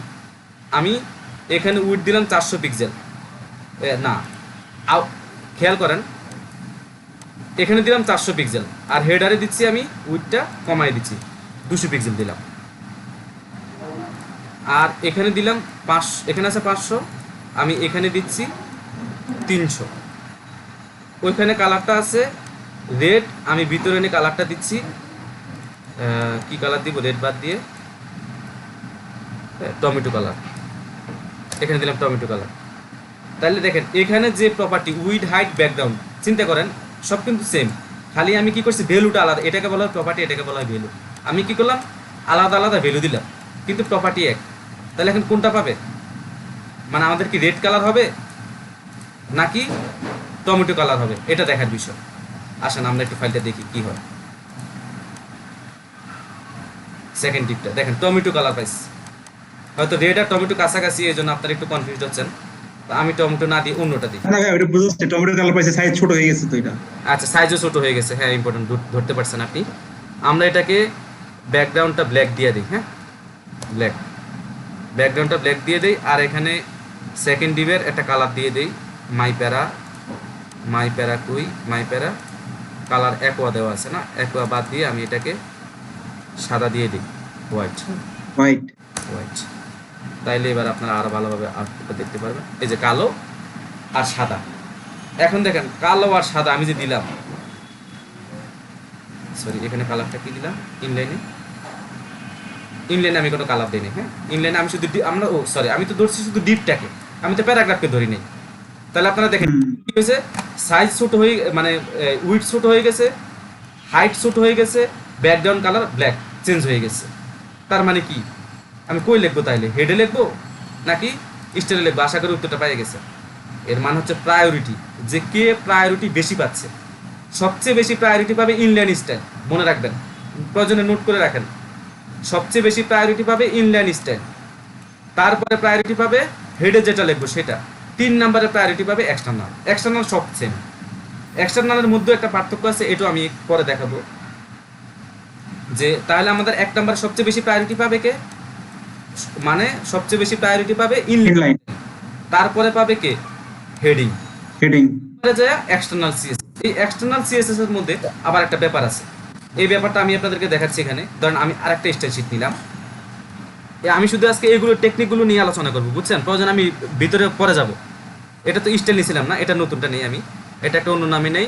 ধরেন পিক্সেল it.css, আমি মানে সিএসএস ফাইল নিচ্ছি, কিন্তু সিএসএস ফাইল নিয়ে এখন আমি মাই ডিপ নিয়ে, এতক্ষণ কি আমি সেকেন্ড ডিপ নিয়ে কাজ করছি না, সেম প্রপার্টিগুলো আমি সেকেন্ড ডিপে দিয়ে দেই সিএসএসটা। আরেকটা সিএসএস ফাইল নিছি, সিএসএস ফাইল কিন্তু এখন আমার দুইটা, একটা style.css, একটা pixel.it.css। তো এখানে আমি ভ্যালুগুলো চেঞ্জ করে দিই, এটা 400 পিক্সেল আছে, এটাকে দিয়ে দিই 800 পিক্সেল। এটা আবার একটু বড় করে দেই, হাইট দেই 1200 পিক্সেল। পিএক্স দিবার হয়ে গেল তো, হ্যাঁ ও হ্যাঁ হ্যাঁ, পিএক্স ডিভার হয়ে গেছে। ডাবল হয়ে গেছে। হ্যাঁ, তাহলে উইডথ দিলাম 800 পিক্সেল, হাইট দিলাম 1200 পিক্সেল, ব্যাকগ্রাউন্ড কালার রেড আছে, রেডের পরিবর্তে কি দিব এটা? এটা আমি দিতে পারি একটা কালার কোড দিয়ে দেই। হ্যাঁ, F54 F6 এই একটা কালার দিয়ে দিলাম। এখন দেখেন, সরি এটাকে লিঙ্ক করাই দিই। হ্যাঁ, style.css আরেকটা লিঙ্ক করি। হাইপার রেফারেন্স আমরা দেব কি পিক্সেল দিছি না, pixelite.css। এখানে হচ্ছে আরেকটা জিনিস, মানে আমি তিনটা জিনিস বলছি এতক্ষণ ধরে, তিনটা নিয়মের কথা বলছি, ইনলাইন, হেডিং এবং এক্সটার্নাল। এই এক্সটার্নালের মধ্যে আবার একটা পার্থক্য হচ্ছে কি, খুব সিম্পল, এটা বললে বুঝে যাবেন। মানে নিচে যেটা থাকবে সেটাকে প্রায়োরিটি বেশি দিবে এক্সটার্নালের মধ্যে কি হবে, নিচে যেটা থাকবে সেটাকে প্রায়োরিটি বেশি দিবে। এখন এটা কিন্তু পাবে না, এটা কেন? হেডেরটা ধরছে। আমরা যদি ইন্সপেক্ট এলিমেন্ট করি, আমরা যদি ইন্সপেক্ট এলিমেন্ট করে মাই প্যারাতে যাই, তাহলে দেখবো কি, এই যে দেখেন মাই প্যারা কালার হোয়াইট, কালারটা হোয়াইট আসছে। আর হচ্ছে সেকেন্ড ডিপ, এই যে দেখেন with 200 pixel, height 300 pixel, background colour black, যেটা আমরা হেডে দিছি এটা পাইছে। এখন হেডিংটা সরাই দিতে হবে, তাহলে বোঝা যাবে। হ্যাঁ, হেডিংটা সরাই দিলে এখন আমরা বুঝতে পারবো। এক্সটার্নাল সিএসএসটা এখন আমরা শিখবো আর কি, যে এক্সটার্নাল সিএসএস আমরা কিভাবে, মানে এটা কিভাবে কাজ করে। এখন দেখেন কোনটা পায়, এই যে দেখেন এখন পাইছে কোনটা, ওই যে 800 পিক্সেল 1200 পিক্সেল দিছিলাম পিক্সেল আইটিতে দিছিলাম, এটা পাইছে। জি জি জি। এটা পাইছে। এখন কি হচ্ছে, style.css যেটা আছে সেটাকে সে প্রিন্ট করতেছে না, এক্সিকিউট করতেছে না, করতেছে কোনটাকে? পিক্সেল আইটিটাকে, কারণ পিক্সেল আইটি নিচে দেওয়া আছে। এখন আমি এটাকে উপরে উঠাই দিই কাইটা। এখন আমি কিন্তু কোনো কোড চেঞ্জ করি নাই, জাস্ট স্টাইল শিটের লিঙ্কটাকে উপরেরটাকে নিচে দিচ্ছি, নিচেরটাকে উপরে দিচ্ছি। এখন কি হয় দেখা যায়। এখন আমাদের আউটপুটটা কি আসে, এখন দেখেন আউটপুট চলে আসছে কই থেকে পাইছে? style.css থেকে, কারণ এখন style.css-টা নিচে আছে। তার মানে আমরা যদি এক্সটার্নাল সিএসএস ব্যবহার করি, তাহলে যেটা সবাই নিচে থাকবে সেটা প্রায়োরিটি বেশি পাবে। এখন কোন ক্ষেত্রে বেশি পাবে? যখন আমাদের ক্লাসের নাম একই থাকবে, প্রপার্টি একই থাকবে, একই ক্লাসের নাম এবং একই প্রপার্টি থাকবে। এখন আপনি এখানে উইড হাইট ব্যাকগ্রাউন্ড কালার যদি না দিয়ে আপনি অন্য একটা কিছু দেন, অসুবিধা নাই, আপনি দিয়ে দিলেন এখানে কি উইড হাইট কালার বাদ দিয়ে আর কি প্রপার্টি দেওয়া যায়। আমি মনে করেন যে কি দিই, একটা বর্ডার দিয়ে দেই। হ্যাঁ, একটা বর্ডার দিয়ে দেই। বর্ডার হচ্ছে প্রথম হচ্ছে এটা কি সলিড হবে নাকি ইয়ে হবে এটা বোঝায় আর কি। সলিড মানে কি শক্ত, মানে এটা লাইনটা দেখা যাবে, স্পষ্ট দেখা যাবে। সলিড হয়, ডটেড হয়, ঠিক আছে, সলিড। এরপর হচ্ছে সাইজটা দিই 1 পিক্সেল, আর কালারটা দিই ব্ল্যাকই দিই। হ্যাঁ, যখন আমরা নাম লিখবো তখন আগে হ্যাশ দিতে হবে না, ঠিক আছে, ব্ল্যাক। আমরা এটা একটু বাড়াই দিই 3 পিক্সেল দিয়ে, যাতে আপনাদের দেখতে একটু সুবিধা হয়।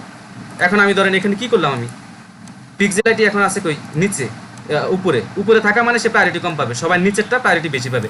মানে এটা ব্রাউজার কি প্রথম উপরেরটা পরে নিচেরটা পরে, মানে সিরিয়াল ধরে সে এক্সিকিউট করে, করলে নিচে যেটা সেটাকে সে এক্সিকিউট করে। এখন আমি দুইটাতেই একই ক্লাস ইউজ করছি। দেখেন সেকেন্ড ডিভ এখানেও আছে, পিক্সেলাইটি তো সেকেন্ড ডিভ আছে, বাট আমি কি করতেছি, এটার যে প্রপার্টিগুলো আছে এবং এটার যে প্রপার্টিগুলো আছে এটা কিন্তু সেম না, এটা কিন্তু আলাদা। এখন এই ক্ষেত্রে এখন আউটপুটে কোনো সমস্যা হবে না। এক্ষেত্রে দেখেন এটা বর্ডারও পাইছে, আপনার কালারও পাইছে, হাইট পাইছে, উইথ পাইছে। হাইট উইথ বর্ডার এটা পাইছে কোথা থেকে? style.css থেকে। আর এই যে বর্ডারটা পাইছে পিক্সেলাইটি থেকে, pixelite.css থেকে। এইটুকুই। তার মানে যদি প্রপার্টি মানে ক্লাসের নাম এবং প্রপার্টির নাম যদি সেম হয়, তাহলে প্রায়োরিটি পাবে কোনটা? নিচে যে স্টাইল শিটটা পাবে সেটা। তার চাইতে বেশি গুরুত্ব পাবে এটা যদি এখানে থাকে। হ্যাঁ, আর এর চাইতে সবচেয়ে বেশি প্রায়োরিটি, মানে যার উপর আর কোনো প্রায়োরিটি নাই, সেটা হচ্ছে আমাদের ইনলাইন সিএসএস, ইনলাইন স্টাইলে যেটা থাকবে এটা ওভাররাইট করবে। মানে এটাকে ওভাররাইট করবে, তার নিচেরটা, এটাকে ওভাররাইট করবে, হেডিং এর যেটা আছে সেটা, এবং তাকে ওভাররাইট করবে কে? Inline CSS. আশা করি বুঝতে পারছেন, যে না বুঝছেন একটু শেয়ার করেন। রশদ ভাই বুঝতে পারছেন? স্যার ওভাররাইটটা বুঝলাম না তো। মানে ওভাররাইট করা মানে এই যে যেমন আগেরটা প্রিন্ট হচ্ছে না, পরেরটা প্রিন্ট হচ্ছে, এটাই ওভাররাইট বললাম আর কি। মানে এই আচ্ছা বুঝছি, এটাকে বাদ দিয়ে এটা ওভাররাইট করবে। এই জি জি জি। আচ্ছা এখানে যেটা নিচে থাকবে ওটাই ধরবি হ্যাঁ, যেটা নিচে থাকবে। আলামিন ভাই বুঝতে পারছেন? বুঝতে পারছি, বুঝতে পারছি। আচ্ছা হাসনাহানা পারভিন আপা আপনি বুঝতে পারছেন? সহজেই। হাসনাহানা পারভিন আপা আপনি মেবি মনে হয় পরে আসছেন অনেক। আপনি কি শুনতে পাচ্ছেন পারভিন আপা? হ্যালো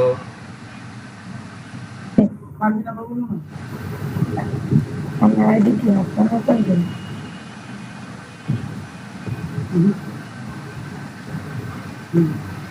আচ্ছা যিনি আছেন আপনি বলেন, আপনি কি বুঝতে পারছেন?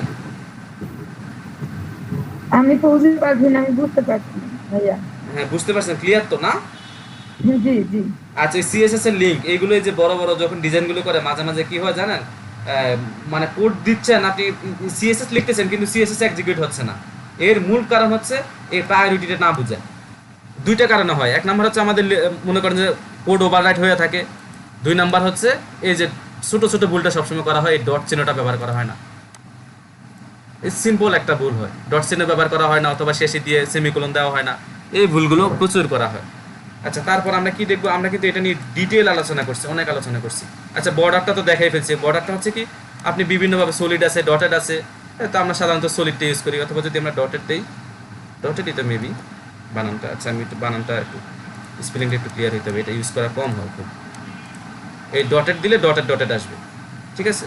বর্ডারটা আপনি যেভাবে দেন সেভাবে আসবে। এখন বর্ডার আপনি যখন শুধু বর্ডার লেখছেন তখন এটা চারপাশে পাইছে, ঠিক না? যখন আপনি বর্ডার লেখছেন তখন এটা চারপাশে পাইছে, কিন্তু আপনি যদি লেখেন বর্ডার লেফট তাহলে এটা শুধু লেফট সাইডে পাবে। সিম্পল, এটা শেখার জন্য আশা করি বেশি কষ্ট করতে হবে না আপনাদেরকে। এখন দেখেন এখন শুধু বাম পাশে পাইছে। এখন আমি যদি লিখে দিই বর্ডার রাইট তাহলে কি আশা করি বুঝতে পারছেন রাইট সাইডে পাবে। তারপর হচ্ছে বর্ডার আপ, তারপর border down, border top border down, sorry border top border down, border bottom, এই উপরে পাচ্ছে, অথবা বর্ডার বটম। আরেকটা করা যায় কি, একসাথে দুইটা দুই পাশে দিতে গেলে তাহলে কি আলাদা আলাদা নিতে হবে নাকি? মানে আপনি দিতে চাচ্ছেন ডানে এবং বামে? হ্যাঁ রাইট লেফট বা টপ বটম দুটো একসাথে। এটা হচ্ছে এক্স অ্যাক্সিস আর ওয়াই অ্যাক্সিস করে করবেন আর কি, মানে দুইটা প্রপার্টি দিবেন একসাথে। এটা আমরা আস্তে আস্তে যাব। হ্যাঁ এক্স অ্যাক্সিস এবং ওয়াই অ্যাক্সিস মানে ডান এবং বাম পাবে অথবা উপর এবং নিচ পাবে, আমরা আস্তে আস্তে ওই দিকে যাব। হ্যাঁ জি ভাইয়া। আচ্ছা এখন দেখেন বাই ডিফল্ট আমি একটা জিনিস রেখে আসছি, এই যে আমি লেখাটা আমি কিন্তু কোনো সিএসএস মানে এক্সটার্নাল প্যাডিং তারপরে মার্জিন এগুলো ইউজ করি নাই। হ্যাঁ না করার পরে দেখেন এখানে একটা জায়গা নিয়ে নিছে, চিন্তা করছেন ডিপটা এখানে একটা জায়গা নিয়ে নিছে, এখানে একটা জায়গা নিয়ে নিছে। এটা হচ্ছে বাই ডিফল্ট HTML ফাইল নিয়ে নেয়, এটা বডি ট্যাগটা নিয়ে নেয়। এটাকে আমরা প্রথমেই মানে যখন শুরু করব HTML লেখা তখনই আমরা এখানে বডিটাকে সিলেক্ট করে আমি এটা মার্জিন আর প্যাডিং 0 করে দিব। মার্জিন আর প্যাডিং কি আমরা একটু পরে দেখব। হ্যাঁ মার্জিন 0 প্যাডিং 0।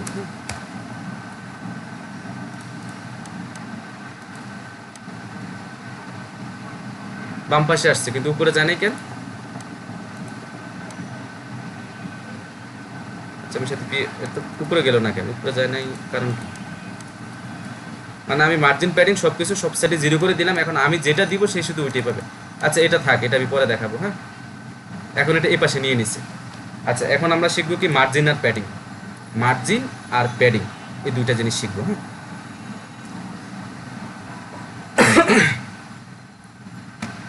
মার্জিন প্যাডিং বর্ডারটা দেখাইছি, বর্ডারটা বুঝছেন আপনারা? একজন লাইনে এসে বলেন বর্ডার কিন্তু এই এতটুকুই, বটম শুধু বর্ডার যখন লিখবেন তখন চারপাশে পাবে। স্যার বুঝতে পারছি। আচ্ছা আর হচ্ছে ডটেড আর সলিড দুইটা আরও আছে প্রপার্টি, আমরা কাজ করতে করতে আরও শিখবো। হ্যাঁ এখানে কালার হবে, এখানে আপনি কত পিক্সেল দিতে চান, 3 পিক্সেল 4 পিক্সেল মানে বর্ডারের ইয়েটা কতটুকু হবে, এই যে সাইডে যে ইয়েটা আসছে আর কি এটা কতটুকু হবে এটা আপনি এখানে ইয়ে করে দিতে পারেন। বটমটা বাদ দিই, সব জায়গায় দিই। বর্ডারটাকে দেখে ফেলছি। আচ্ছা এখন আমরা দেখবো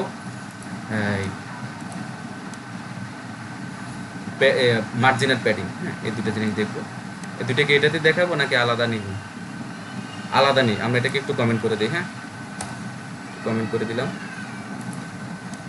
কমেন্ট করে দিয়ে আমরা একদম নতুন করে মার্জিন আর প্যাডিং, এটা খুব পেঁচালো একটা জিনিস, আবার খুব সহজ, একটু মনোযোগ দিয়ে দেখতে হবে। হ্যাঁ, আমরা সরি, এই ডিপটা আপনারা এইভাবে লিখতে পারেন। হ্যাঁ, ডট দিয়ে ব্র্যাকেটে যারা লিখতেছেন বা ইয়েতে ভিজুয়াল কোডে, যেহেতু আমরা একটা ক্লাসের নাম ডিক্লেয়ার করবো এখানে, তাহলে আমরা ক্লাস দিয়ে দেখলাম ডিপ 1। হ্যাঁ, এইটা এখন ক্লাসটা অটোমেটিক নিয়ে নিবে। তারপর আমরা আরেকটা ডিপ নিব ডিপ 2। এই যে ডট দিয়ে ডিপ 2 লিখে যদি আপনি ট্যাবে চাপ দেন, তাহলে এটা মানে পুরোটা একসাথে চলে আসবে। হ্যাঁ, এখন ডিপ 1 এবং ডিপ 2 এর মধ্যে তো আমাদের কিছু প্রপার্টি দেওয়া দরকার। এখানে কি এখন কিছু দেখা যাবে? কিছু দেখা যাবে না, খালি খালি কেন? এর ভিতরে কোনো লেখা নাই, তাইলে আমরা লেখা দিব না এটাতে। আমরা লেখা না দিয়ে কী করবো?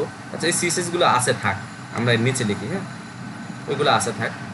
এখন ডট, আমরা এক্সটার্নাল সিএসএস ইউজ করতেছি। হ্যাঁ, ডট ডিপ 1, এটাকে আমরা একটা উইডার হাইট দিয়ে দিই। উইডার হাইট দিয়ে দিই,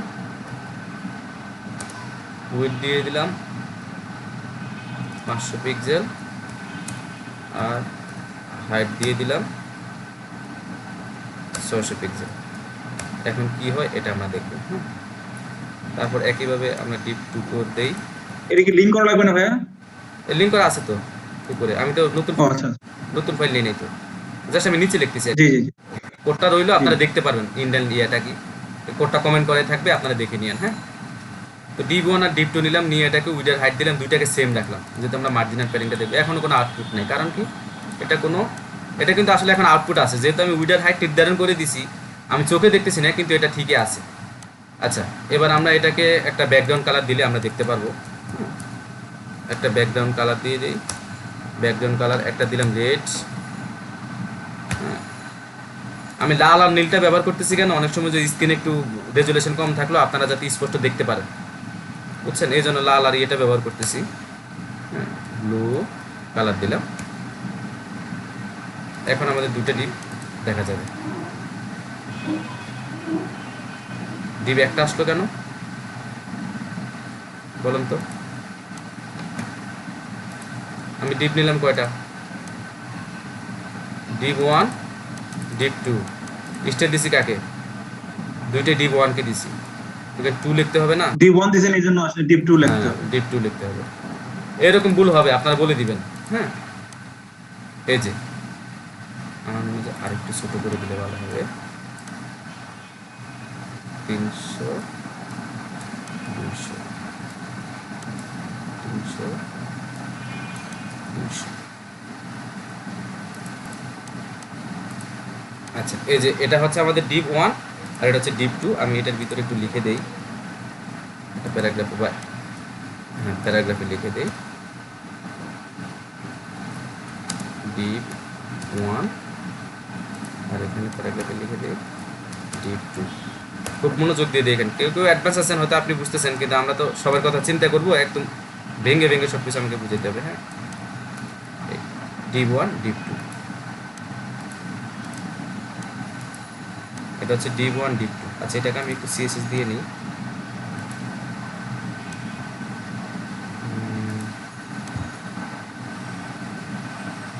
এখানে আমি একটু ইমেল সিএসএস দিয়ে দেবো। আচ্ছা, আমি তো শুধু আপনাদেরকে ক্লাস দেখাইছি, আইডি দেখাই নাই, তারপর দেখাই না, এই ফাঁকে এটা একটু দেখাই। এই পি ট্যাগ, এখানেও পি ট্যাগ আছে, এখানেও পি ট্যাগ আছে। আমি যদি দুইটা পিকে একটা সিএসএস দিতে চাই, তাহলে আমরা কিন্তু শুধু ট্যাগকে ধরতে পারবো। ট্যাগ ধরতে আগে কোনো ডট হ্যাশ কিচ্ছু দিতে হয় না। ট্যাগ ধরলে মানে গ্লোবালি এটা সবগুলো পিকে ধরবে। এখন এটা গ্লোবালি সবগুলো পিকে ধরবে, ঠিক আছে। আমি এটা একটা ধরেন কালার দিয়ে দিলাম, যেহেতু টেক্সটের কালার দিয়ে দিলাম, FFF সাদা কালার দিলাম। তারপর হচ্ছে ডিপ 2-তে আমি এটাকে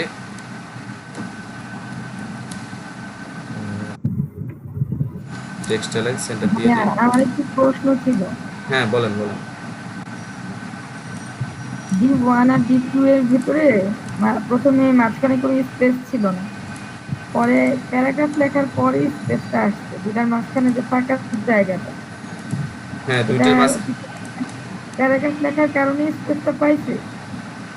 না, প্যারাগ্রাফ লেখার কারণে পাই নাই। আমার মনে হয় আগের সিএসএস গুলো থেকে সে কোনো একটাকে টেস্ট করে ফেলছে, বর্ডারটা কি না আগেরটা থেকেও পাবে না। তাহলে কিভাবে স্পেসটা আসলো? আচ্ছা, এটা একটু দেখতে হবে। হ্যাঁ, আমরা ইন্সপেক্ট করব।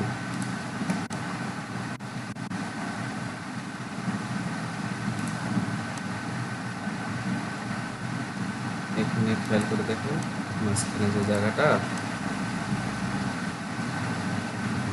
ফন্ট 16 পিক্সেল, টাইম অফ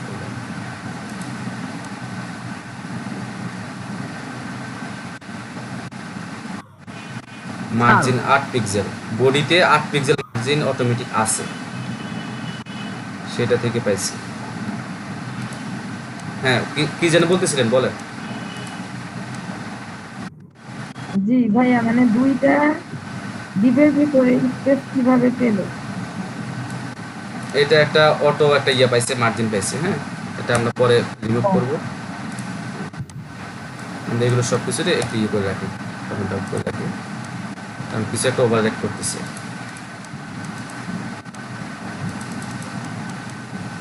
এটা এখন বডি থেকে পাইছে, মানে বাই ডিফল্ট পাইছে, স্যার বুঝছেন? আমি একটু বলতেছিলাম, হ্যাঁ হ্যাঁ, বলেন আপনি। স্যার আমি ইন্টারমিডিয়েটে পড়ছিলাম আর কি, যে এই স্ট্যাগ আর হচ্ছে পি ট্যাগ ওইগুলা এমনিতেই উপরে নিচে আলাদা একটা স্পেস নিয়ে রাখে। পি ট্যাগ এবং এস ট্যাগ। এই স্ট্যাগ, হ্যাঁ, উপরে আচ্ছা, নিচে একটা একটা স্পেস নিয়ে রাখে। আচ্ছা, আমরা পি ট্যাগটা সরাই নেই। হ্যাঁ, এটা পায়, কিন্তু এটা তো ফন্ট সাইজ দেই নাই এখন। ফন্ট সাইজ কি কোনো জায়গায় ডিক্লেয়ার করছিলাম আমরা? না স্যার, না, স্যার। এইচআরপি ট্যাগের ডিফল্ট একটা মার্জিন এবং প্যাডিং মার্জিন প্যাডিং আছে, হ্যাঁ, এটা এখন আমাদের গেছে। হ্যাঁ, আচ্ছা, কিন্তু আমাদের থাকুক, এটা থাকুক, মার্জিন প্যাডিংটা থাকুক, অসুবিধা নাই, ঠিক আছে। জি ভাইয়া, বুঝতে পারছি এটা কি, মানে পি ট্যাগের জন্য। হ্যাঁ, পি ট্যাগের জন্য এটা পাইছিল। আচ্ছা, এখন আমরা মার্জিন আর প্যাডিং এই দুটো দেখার জন্য আমরা কোনটাকে দিব এটা একটু চিন্তা করে নেই। আমরা পি ট্যাগটাকে আমরা মার্জিন প্যাডিং দিব, ঠিক আছে। পি ট্যাগটাকে, এটাকে এখনো কিছু দিনে শুধু আমরা টেক্সট লাইন সেন্টার করে দিছি। হ্যাঁ, এই যে এখানে শুধু আমরা কি করছি, টেক্সট লাইন সেন্টার করে দিছি। এই যে টেক্সট লাইন সেন্টার করে দিয়েছে, করার কারণে এটা কি হয়েছে, সেন্টারে হয়েছে। এখন আমরা এটা চাইলে মাঝখানে নিয়ে আসতে পারি মার্জিন অটো দিয়ে, অথবা টপে একটা ইয়ে দিয়ে, যাকে এটা আমরা পরে আস্তে আস্তে ডিপের দিকে যাব। এখন এই যে ডিপ 1 আর হচ্ছে ডিপ 2, এই লেখাটাকে আমরা মার্জিন আর প্যাডিং দিব। প্যাডিং দিলে কি পরিবর্তন হয় আমরা এটা একটু দেখব। তার সাথে ভালো আমরা বক্সটাকে আগে একবার দিয়ে দেখি। হ্যাঁ, ধরেন মেইন ডিপ 1, এটাকে আমরা একটা মার্জিন দিলাম, মার্জিন দিলাম 20 পিক্সেল। এখন আউটপুটটা দেখেন, এটা কিন্তু কি করছে, 4-5 থেকে 20 পিক্সেল করে জায়গা ছেড়ে চলে আসছে। এই মার্জিনাল প্যাডিং এর সংখ্যাটা এইভাবে আপনারা খেয়াল করবেন, এটা কিন্তু 20 পিক্সেল করে সরে আসছে। সরে কি করছে, এটা জায়গাটা এখন বাড়ায় নিয়ে নিছে। এখন যদি আমরা ডিপ 1 এর কথা চিন্তা করি, তাহলে ডিপ 1 আছে, আমরা দিছিলাম কত, 300 পিক্সেল, এখন ডিপ 1 আছে 320, এই পাশে 20, 40। এখন টোটাল ডিপ 1 এর আমরা যে ক্ষেত্রফলের অঙ্ক করছি না, ওই যে 6, 7, 8 এই ক্ষেত্রফলের অঙ্কের মতো চিন্তা করেন। এখন এটা আসছিল 300 পিক্সেল, এখন হয়ে গেছে 340 পিক্সেল, ঠিক আছে। আর যখন আমরা মার্জিন দিব তখন কি করে, এটা মূল জায়গাটা কিন্তু মোটামুটি সেরে আসে। এটার অনেক মতামত আছে, কেউ বলে সেরে আসে, কেউ বলে এটা তো আসেই, আমরা তো ইউজ করতে পারতেছি। তো ধরে নেন আপনি, মানে প্রাইমারি লেভেলে আমরা বুঝে নিচ্ছি যে যখন আমরা মার্জিন দিব তখন সে জায়গাটা সেরে চলে আসবে। এবার আমরা প্যাডিং দিই, 20 পিক্সেল। প্যাডিং দেওয়ার পরে আপনি খেয়াল করে দেখেন, আমার এটা আগে যেখানে ছিল ঠিক সেখানে আছে, কিন্তু কি হলো, আমার ডিপটা বড় হয়ে গেছে। এই যে ডিপ 1 লেখাটা দেখেন, ডিপ 1 লেখাটা এখন আগের চাইতে এটা নিচে না।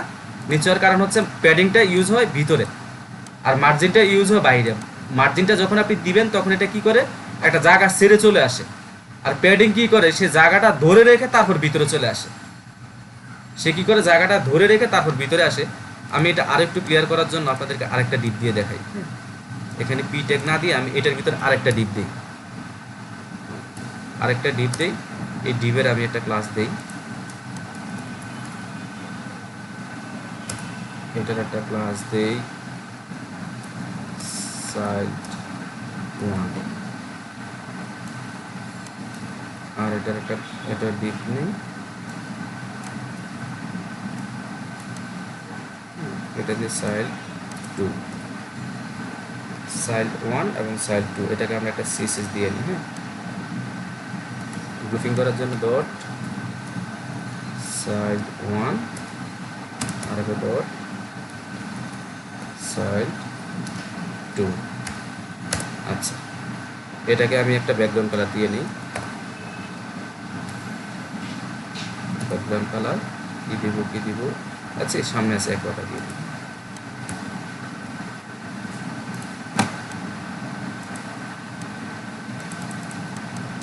দেখো কালারটা পায় নাই, কেন পায় নাই? যদি কোড খেয়াল করি, এটার তো কোনো হাইট বা ওয়েট নাই। ডিপ 2 এর হাইট বা মানে ভিতরে যে সাইডটা, এটার হাইট বা উইথ নাই, এই জন্য আমি এটার হাইট আর উইথটা একটু সেট করে দিই।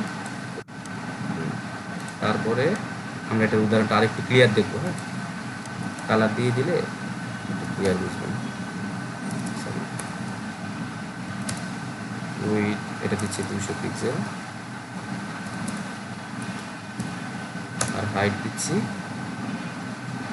200 পিক্সেল দিয়ে রাখি, একটা দিয়ে রাখতে হবে। আচ্ছা, এটাকে দুইটা দেখাচ্ছি। আচ্ছা, আমরা আলাদা আলাদাভাবে আপাতত দেখি, এরপর আমরা এটা শিখব।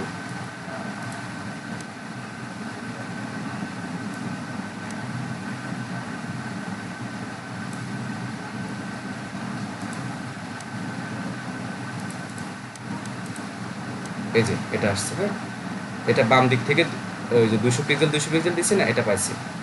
এখন দেখেন প্যাডিং এর ব্যাপারটা দেখেন, এটা আছে কোন জায়গায়? আমরা যখন এটাকে প্যাডিং দিছি 20 পিক্সেল, তাহলে কি করছে সে?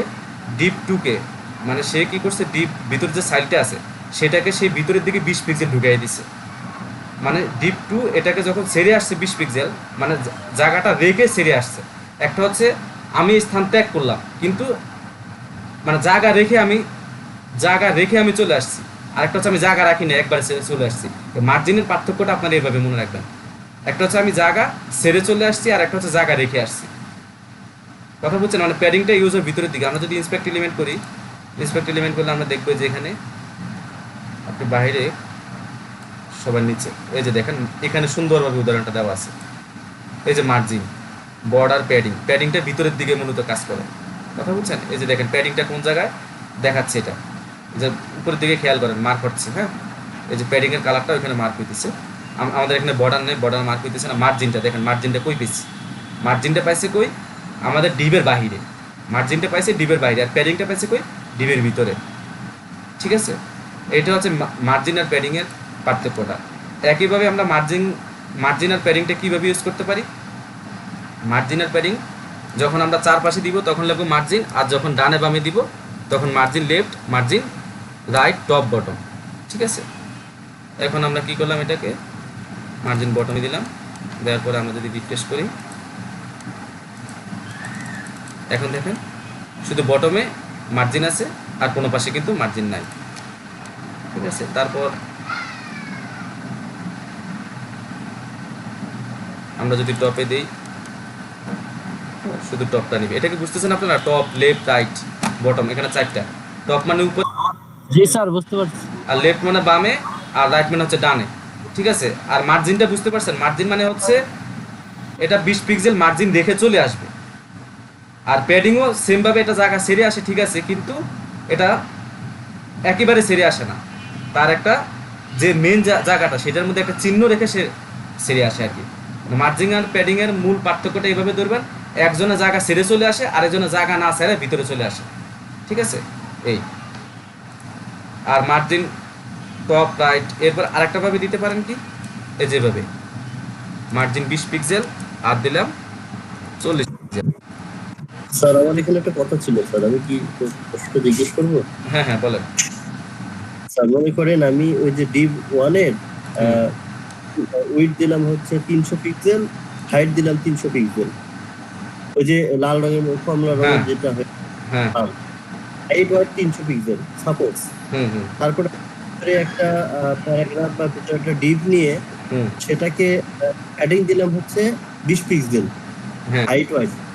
তাহলে কি সেই আমার যে 300 পিক্সেল এবং 300 পিক্সেল ছিল, এটা কি এখন 320 করে বেড়ে যাবে? তাহলে ওটার হাইট আর তখন 300 থাকবে না, তখন 320 হয়ে যাবে। হ্যাঁ, 320 হবে। হ্যাঁ, মাপটা বাড়বে। প্যাডিং এবং মার্জিন ইউজ করলে, বর্ডার ইউজ করলে, তিনটা প্রপার্টি, প্যাডিং, মার্জিন, বটন যখন আপনি ইউজ করবেন, এটা বক্স সাইজ থেকে সাইজটা মানে চেঞ্জ হবে।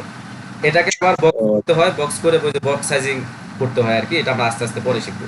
আপনি তিনটাই ইয়ে যখন ইউজ করবেন, সিএসএস, মার্জিন, প্যাডিং এবং বর্ডার, এই তিনটা কিন্তু আপনার সাইজ চেঞ্জ করবে কমন, ঠিক আছে। বর্ডার আপনি যখন কোনো একটা কাট নেবেন, একটা ডিভিশন নেবেন, লেআউট যখন আমরা করব, তখন আপনি যখন এই মার্জিন, প্যাডিং এবং ইয়েটা ব্যবহার করবেন, বর্ডার ব্যবহার করবেন, তখন খুব সাবধানে ব্যবহার করা লাগে, কারণ এটা চেঞ্জ করে টোটাল সাইজটাকে। আচ্ছা এখন দেখেন আমরা এক্স এবং ওয়াই অ্যাক্সিস এই দুইভাবে আমরা কি করতে পারি, মার্জিন এবং প্যাডিংটাকে ডিক্লেয়ার করতে পারি। এখানে দিলাম 20 পিক্সেল, পরের প্যারামিটারটাতে দিলাম 40 পিক্সেল। তাই এই যে দেখেন পরে যেটা দিব সেটা নিব ডানে আর বামে, একদম সিম্পল ভাষা, ডানে আর বামে নিবে আমরা পরে যেটা ডিক্লেয়ার করব, ডানে আর বামে পরেরটা, আর উপরে আর নিচে নিবে কোনটা, যেটা আমরা প্রথম ডিক্লেয়ার করব। উপরে আর নিচে কি এক্স অ্যাক্সিস না, প্রথম হয় এক্স তারপর হয় ওয়াই, উপরে আর নিচে তো মেবি এক্স অ্যাক্সিস নাকি ওয়াই অ্যাক্সিস, কোনটা একজন লাইনে এসে বলেন। বাম ডানে এক্স আর উপরে নিচে উপরে y। নিচে হচ্ছে ওয়াই। আচ্ছা ওই যে আমরা গ্রাফের অঙ্ক করতাম না, গ্রাফের জি স্যার। করতাম এক্স আর ওয়াই, তাহলে ডান আর বাম হচ্ছে এক্স আর উপর নিচে হচ্ছে ওয়াই। তাহলে প্রথম পাইতেছি কি ওয়াই অ্যাক্সিস, মানে প্রথমটা পাবে ডান বাম, আর পরেরটা পাবে প্রথমটা পাবে উপর নিচ, আর দ্বিতীয়টা পাবে ডান বাম।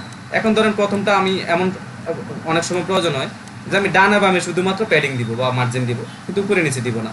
তাহলে আমি কিভাবে দিব, এটা শর্টকাট হচ্ছে আমি এই যে এটাকে 0 পিক্সেল করে দেবো, 0 পিক্সেল, বা শুধু 0 দিলেও হবে আপনার ইচ্ছে।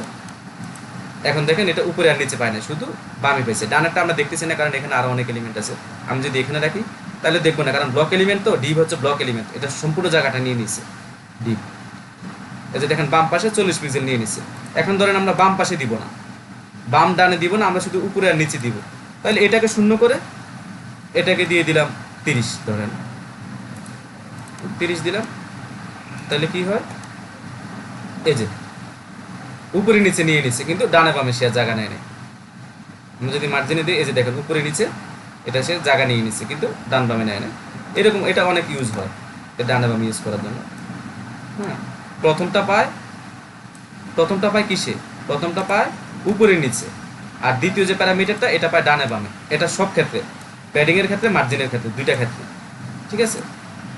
আচ্ছা তাহলে মার্জিন প্যাডিং বুঝলাম, তারপর সিএসএস কিভাবে কাজ করে সেটা তো আমরা দেখলাম যে কোনটা আগে পায়, বর্ডার দেখলাম, ক্লাসটা দেখলাম আমরা না। আচ্ছা আইডি দেখি তো সেম ভাবে আমরা আইডি ইউজ করতে পারি। হ্যাঁ, স্যার এখানে ভ্যালু তো 4টাও দেওয়া যায়, আমি দেখছি, কিন্তু 4টা কোথায় কোথায় কাজ করে আমি সেটা জানি না, মানে বুঝতে পারি না। এই জিনিসটা একটু যদি বুঝাই দিতেন। আজকে ক্লাস বড় হয়ে যাচ্ছে, আমরা আগামী ইয়েতে আর একটু ডিটেল দেখবো, ওইটা লেফট রাইট টপ বটম ওইভাবে পাবে। হ্যাঁ, আজকে ক্লাসটা অনেক বড় হয়ে যাচ্ছে, প্রথমে অনেক কথা বলছি তো। আচ্ছা এবার ক্লাসের মতো আপনি আইডি ইউজ করতে পারেন, আইডিটা সবসময় ইউনিক দিতে হয় আর কি, বাধ্য না আপনি, কিন্তু দিতে হয়। আইডি দিয়ে সাধারণত জাভাস্ক্রিপ্টের বিভিন্নগুলো ফাইল ধরতে, আইসোটোপ ধরতে আইডিটা ইউজ করা হয় আর কি। এখন ধরেন এই যে ডিপ 2 ছিল না, আমি ধরেন এই ক্লাসটা কেটে দিয়েছি, কেটে দিয়ে আমি আইডি লিখছি, অসুবিধা নেই, আপনার ওই সিএসএস পাবে। মানে আপনি সরাসরি আপনি ডিপকে, মানে তিনটা জিনিসকে আপনি ধরতে পারেন স্বাভাবিকভাবে। প্রথম হচ্ছে আপনি সরাসরি HTML ট্যাগ, তারপর হচ্ছে আইডি, তারপর হচ্ছে ক্লাস, তিনটা যে কোনো একটাকে ধরলেই হবে। তবে সবচেয়ে নিরাপদ হচ্ছে ক্লাস এবং আইডি, কারণ ডিপ তো হচ্ছে গ্লোবালি, যত জায়গায় ডিপ আছে সে সবগুলো ডিপকে ধরবে। আর আইডি আর ক্লাস আমি কি করতে পারতেছি, স্পেসিফিকভাবে আমি ডিফাইন করে দিচ্ছি যে এই ডিপটার মানে হচ্ছে ডিপ 2, এই ডিপটার মানে হচ্ছে ডিপ 2। আর যদি আমি ডিপকে ধরতে যাই তাহলে এই ডিপকে ধরবে, এই ডিপকে ধরবে, পুরো ফাইলে যতগুলো ডিপ আছে সে সবগুলো ডিপকে ধরে নিবে। তাহলে আমরা কি করব, বিশেষ করে HTML ট্যাগে আমরা সাধারণত CSS ইউজ করব না, আমরা করব কি সে ক্লাসে আইডিতে, ক্লাস যা আইডিও তাই, তবে আমরা বেশি ইউজ করব ক্লাস, আইডি আমরা কম ইউজ করব। আইডি ইউজ করতে হয় বিশেষ করে জাভাস্ক্রিপ্টের জন্য, বিশেষ করে জাভাস্ক্রিপ্টের জন্য আইডি ইউজ করতে হয়, অথবা ফর্ম সাবমিট করা, আইসোটোপের ইউজ জন্য, ডাটা টাইপের জন্য আইডি ইউজ করতে হয় আর কি। হ্যাঁ, আর নর্মালি আমরা ক্লাস ইউজ করব।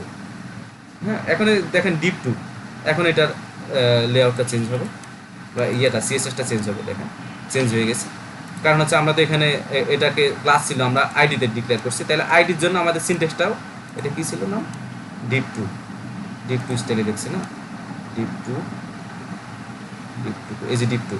এখন কিন্তু মানে আইডিকে ধরতে গেলে সামনে একটা হ্যাশ দিতে হয়, ক্লাসকে ধরতে ডট, আইডিকে ধরতে হ্যাশ, এতটুকুই পার্থক্য, আর কোনো পার্থক্য নেই, সেম। এখন দেখেন এখন আউটপুট আসবে, এই যে আউটপুট চলে আসছে, মানে আইডিকে ধরতে ডট, আর আইডিকে ধরতে হ্যাশ এবং ক্লাসকে ধরতে ডট, এতটুকুই। আচ্ছা, ফ্লোয়েটটা আমরা সামনের ক্লাসে দেখবো। এক্সটার্নাল সিএসএস আমরা দেখছি, সিএসএস সিলেক্টর, টেবিল স্টাইলিং, এটা আমরা একটু সামনের ক্লাসে দেখবো। আচ্ছা, কালার ফিকার, সিএসএস ইউজ ইন্সপেক্ট, এই ইন্সপেক্ট এলিমেন্টটা আমরা দেখলাম। হ্যাঁ, আরও ক্লাস করতে করতে আমরা ভালোভাবে দেখবো। আমরা ফ্লোয়েট এবং টেবিল স্টাইল এটা আজকে আর দেখবো না।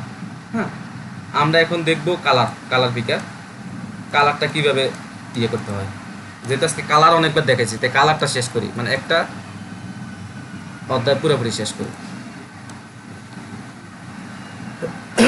এই যে কালার পিকার অনেকগুলো ইয়ে আছে। হ্যাঁ, সফটওয়্যার আছে, তার মধ্যে আমরা পিকজে ব্যবহার করি। পিকজে অনেক আছে, পিকজে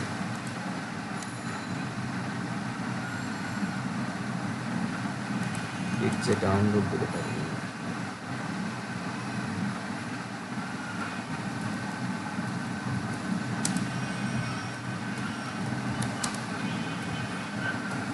তাহলে এইভাবে লিখে পিকজে কালার পিকার ডাউনলোড। হ্যাঁ, লিখে এটা অনেক জায়গায় পাওয়া যায়, পিকজেতে দেখি। আসলে একবার ডাউনলোড করছি তো, সবসময় করা হয় না। এখানে এসে ডাউনলোড করবেন সিম্পলি আর কি, ফাইল যেভাবে ইনস্টল করে এরকমই। এই যে কোনো এক জায়গা থেকে, এটা অনেক জায়গায় দেওয়া থাকে, ছোটো লাইট ওয়েট একটা সফটওয়্যার আর কি, একদম লাইট ওয়েট সফটওয়্যার। এখন আমি এটাকে ডাউনলোড করে নিই।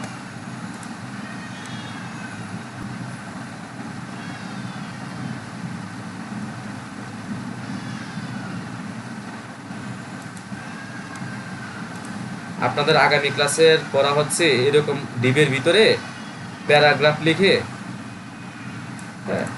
আপনারা দেখাবেন আর কি, কালার দিয়ে বিভিন্ন ইয়ে দিয়ে। হচ্ছে না কেন?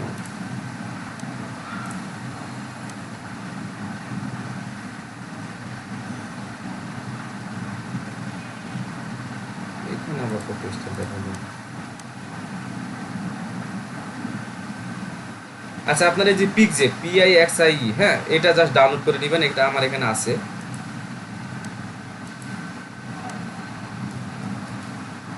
আপনারা পিকজেটা ডাউনলোড করে নেবেন। হ্যাঁ,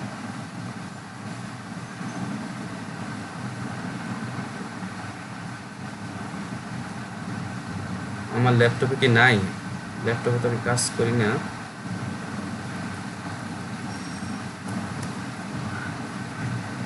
আচ্ছা, ওইটা ডাউনলোড হয় না, টাইম নষ্ট হচ্ছে শুধু শুধু।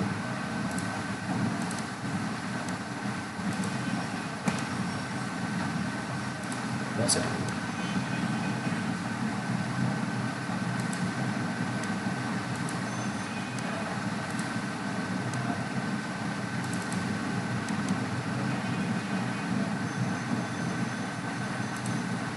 এই যে এইটা বড় মনে হচ্ছে অনেক, 3699, কোনটা ডাউনলোড করতে পারি।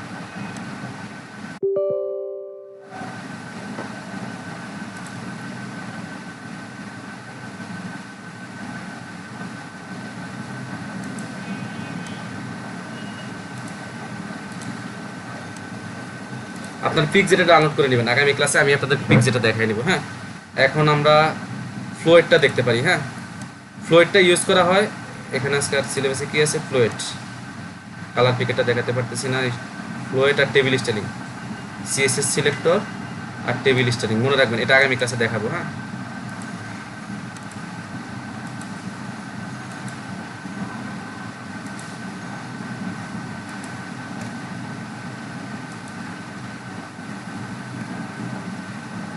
আচ্ছা, এখন আমরা ফ্লোরটা দেখি। এখানে আমরা যে দুইটা ডিপ ছিল না, আউটপুটে দেখেন তো, যে আমাদের এখানে দুইটা ডিপ ছিল না। পিকজেটা আমি আগামীকালে ক্লাসে দেখাবো। পিকজেটা এখানে আমার ডাউনলোড হচ্ছে না। এখানে দুইটা ডিপ আছে। এখন এখানে উপরে একটা ডিপ, নিচে একটা ডিপ। আমি যদি চাই এটাকে লেফটে রাখবো, এটাকে রাইটে রাখবো, তার জন্য আমরা সাধারণত ব্যবহার করি ফ্লোয়েট, কিন্তু আমরা ভবিষ্যতে ফ্লোয়েট ব্যবহার করব না, সেটা আমরা জানবো। তো ফ্লোয়েটটা ইউজ করতে হয় মূলত প্যারেন্ট আর চাইল্ড রিলেশনটা এখন আমি আপনাদেরকে ক্লিয়ার করি নাই। হ্যাঁ, এটা আমরা পরে দেখবো। হ্যাঁ, এটাকে আমরা একটা ফ্লোয়েট দিয়ে দিব, মানে মানে কোন পাশে থাকবে, এটা অবস্থানটা কোন জায়গায় হবে।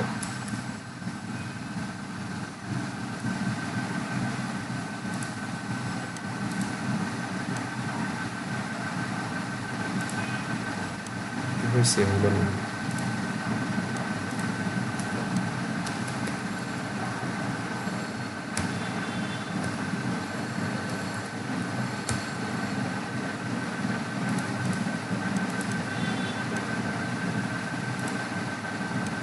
তারপর আমরা ডিপ টুকে দিয়ে দিব, এটা লেফটে, আমরা বলছি লেফটে থাকার জন্য, হ্যাঁ ডিপ টুকে দিয়ে দিব ফ্লুইড রাইট। এখন দেখেন এটা এই পাশে রাইটে চলে আসছে, ঠিক আছে।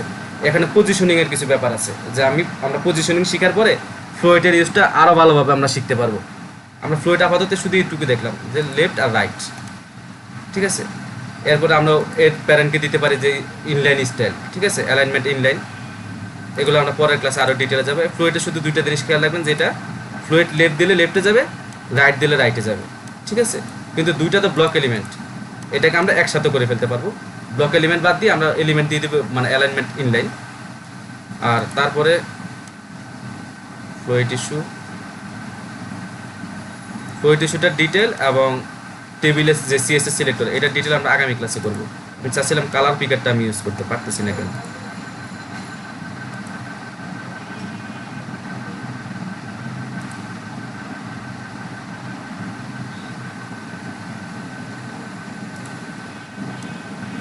কালার পিকার তো পুরো লাইট ওয়েট, এত সময় কেন নিল?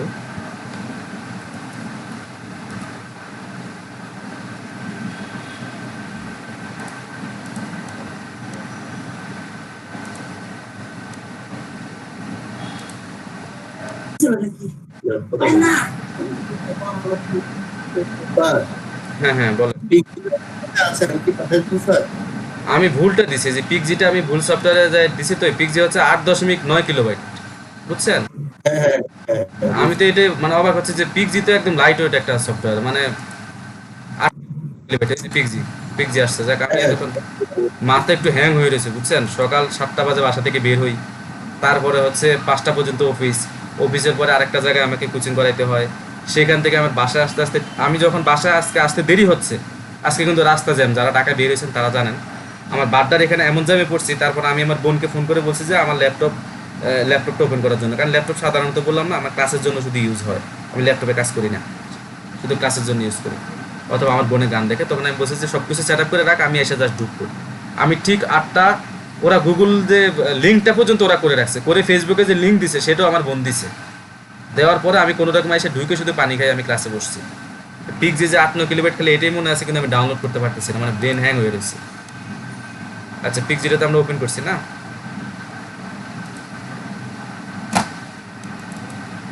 এই যে পিক জিটা যখন ওপেন হবে